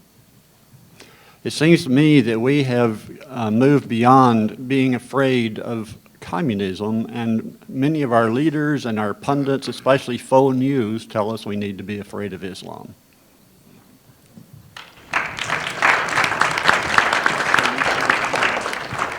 I would like each member of the panel to make their final comments. Please be short.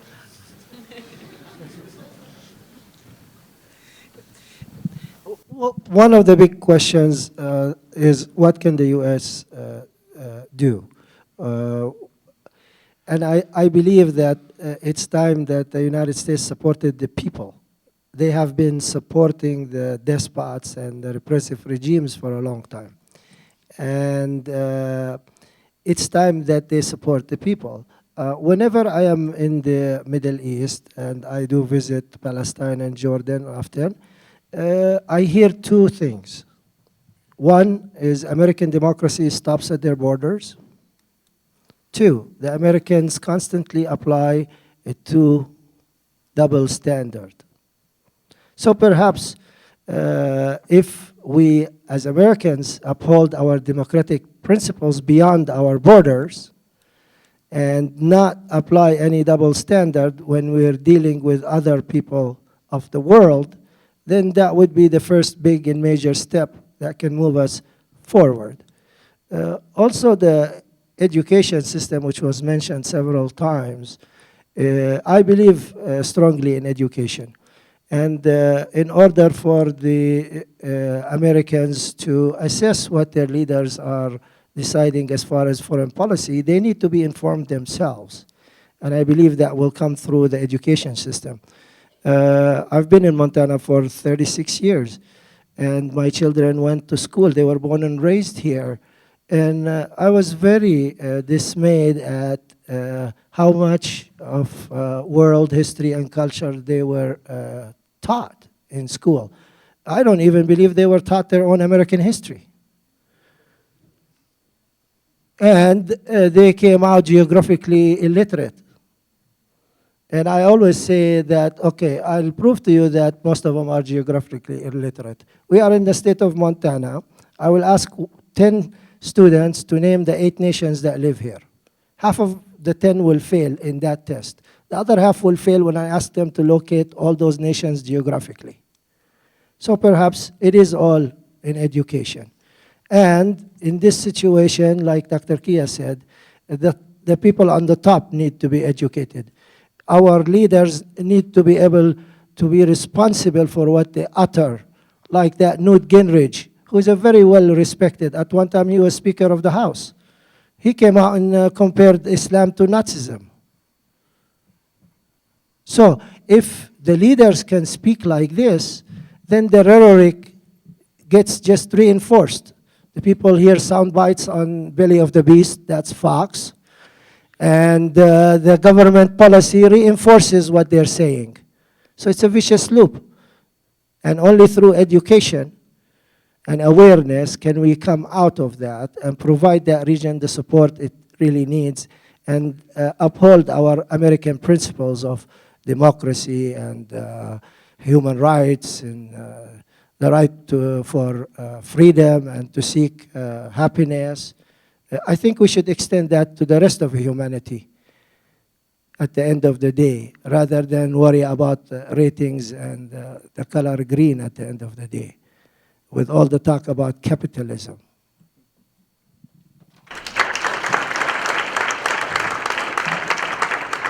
I did want to touch on your comment about tribalism because I think it is valid. And in those countries where your tribal loyalties trump the entire idea of commonwealth, it's an enormous obstacle to moving towards a more democratic system. It's an enormous obstacle to moving towards the rule of law, and without rule of law, there's no justice.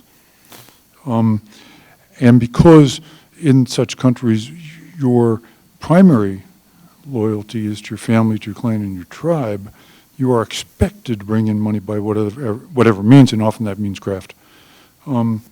So it's an enormous obstacle in those countries where the tribal relationships are strong. I don't know if Egypt is one of them. You know, we don't buy oil from Egypt because it doesn't produce very much, and we buy only 2% of our oil from Libya.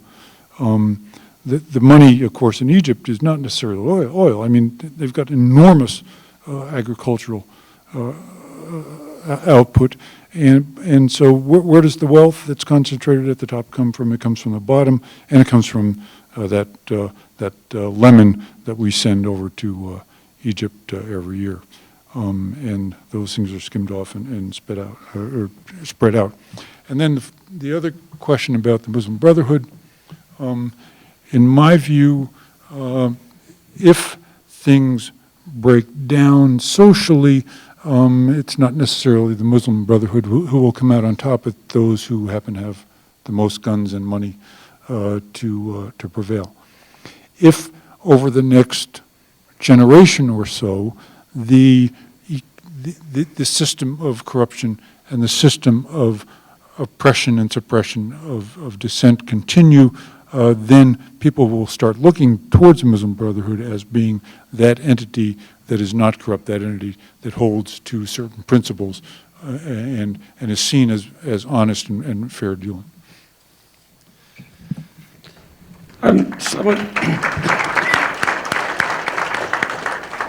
Interesting. I'm somewhat struck by some of the absolutes in terms of the statements that have been made tonight.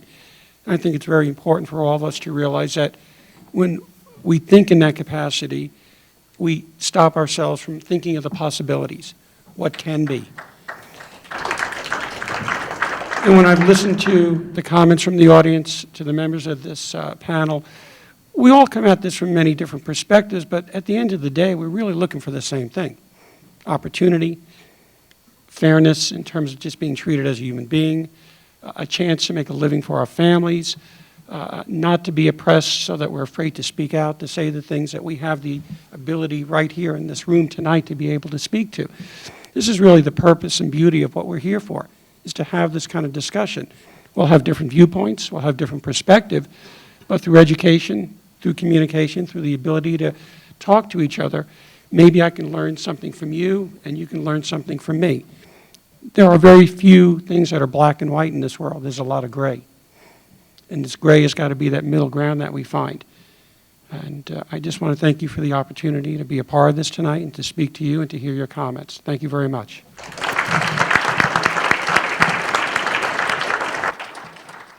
I think we have stayed here for long enough that we are all ready to go. The roads are going to get icy. I just want to reiterate, sometimes in these kinds of discussions, when the temperature goes up, I feel that listening becomes a little bit difficult. Capitalism is pretty much, I think, part of our discussions, not in the traditional sense. I myself, in my presentation, said, and I repeat, that oil was sold United States bought the oil. From the revenue from oil, these countries bought arms. The arms industries and oil companies are part of the capitalist system, the last time I checked it. Now, if I did not mention capitalism, I apologize in front of the altar of, sociological analysis. But we were analyzing capitalism. Secondly, let's be humble about something else. What we are dealing with today is not really a revolution yet. What we have seen so far is merely political change, and political change at a very limited sense. Certain leaders have left. The political structures have not collapsed. Therefore, we have not even experienced political revolution, let alone a social revolution, which will be changing the entire social structure. So we are at the very beginning of a transformation that nobody knows at this point. None of us have the ability, knowledge, or the arrogance to claim that we do know, but we do know that it can go in different directions, and it will be impacted by the policy of United States, European Union, and others.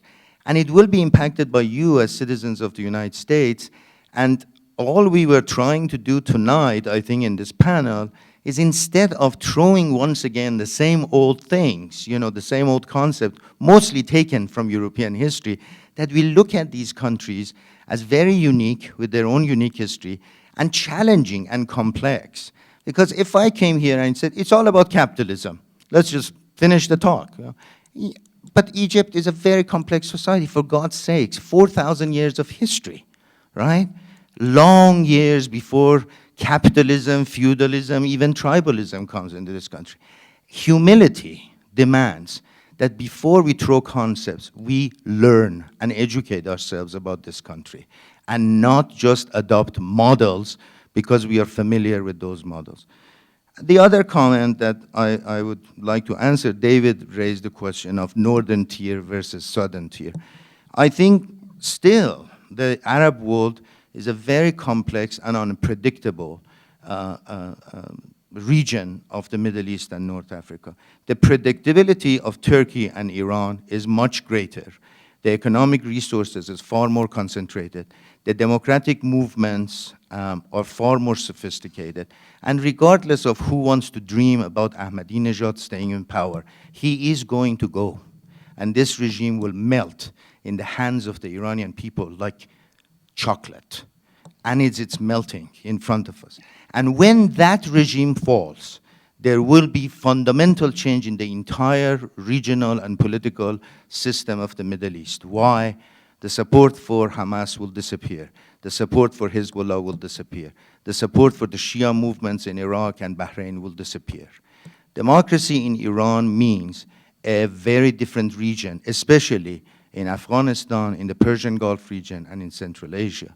So I'm still looking at northern tier as leading us, while the southern tier has woken up to the reality. Finally, and we want to complete this, is that journalism, folks, people in classrooms, I think we all, us professors at this university, we have to come to this point of understanding that the world is very complex, and the world needs a far more nuanced and in-depth analysis for us to understand it. What I know about the Middle East and North Africa is probably 0.5% of a 1%. And what I do know is even that kind of knowledge is not present in our political establishment, in our K-12 system, in our media. And that troubles me. And one of the reasons we came here together tonight is start a discussion about this part of the world, not going to Islam as an easy way to explain, not to go to tribalism, not to go to capitalism, but to take the time to understand these issues in a far more nuanced and complex fashion. When we talk about France, I never say, oh, it's all capitalism. That would be an insult to the French people and French society. When I talk about the US society, I say, oh, it's all about capitalism. I understand that this society is very complex, and I have to learn about it. Therefore, the same kind of approach should be applied to the Arab world. Otherwise, We are dealing with oversimplifications, and we will never learn. Thank you.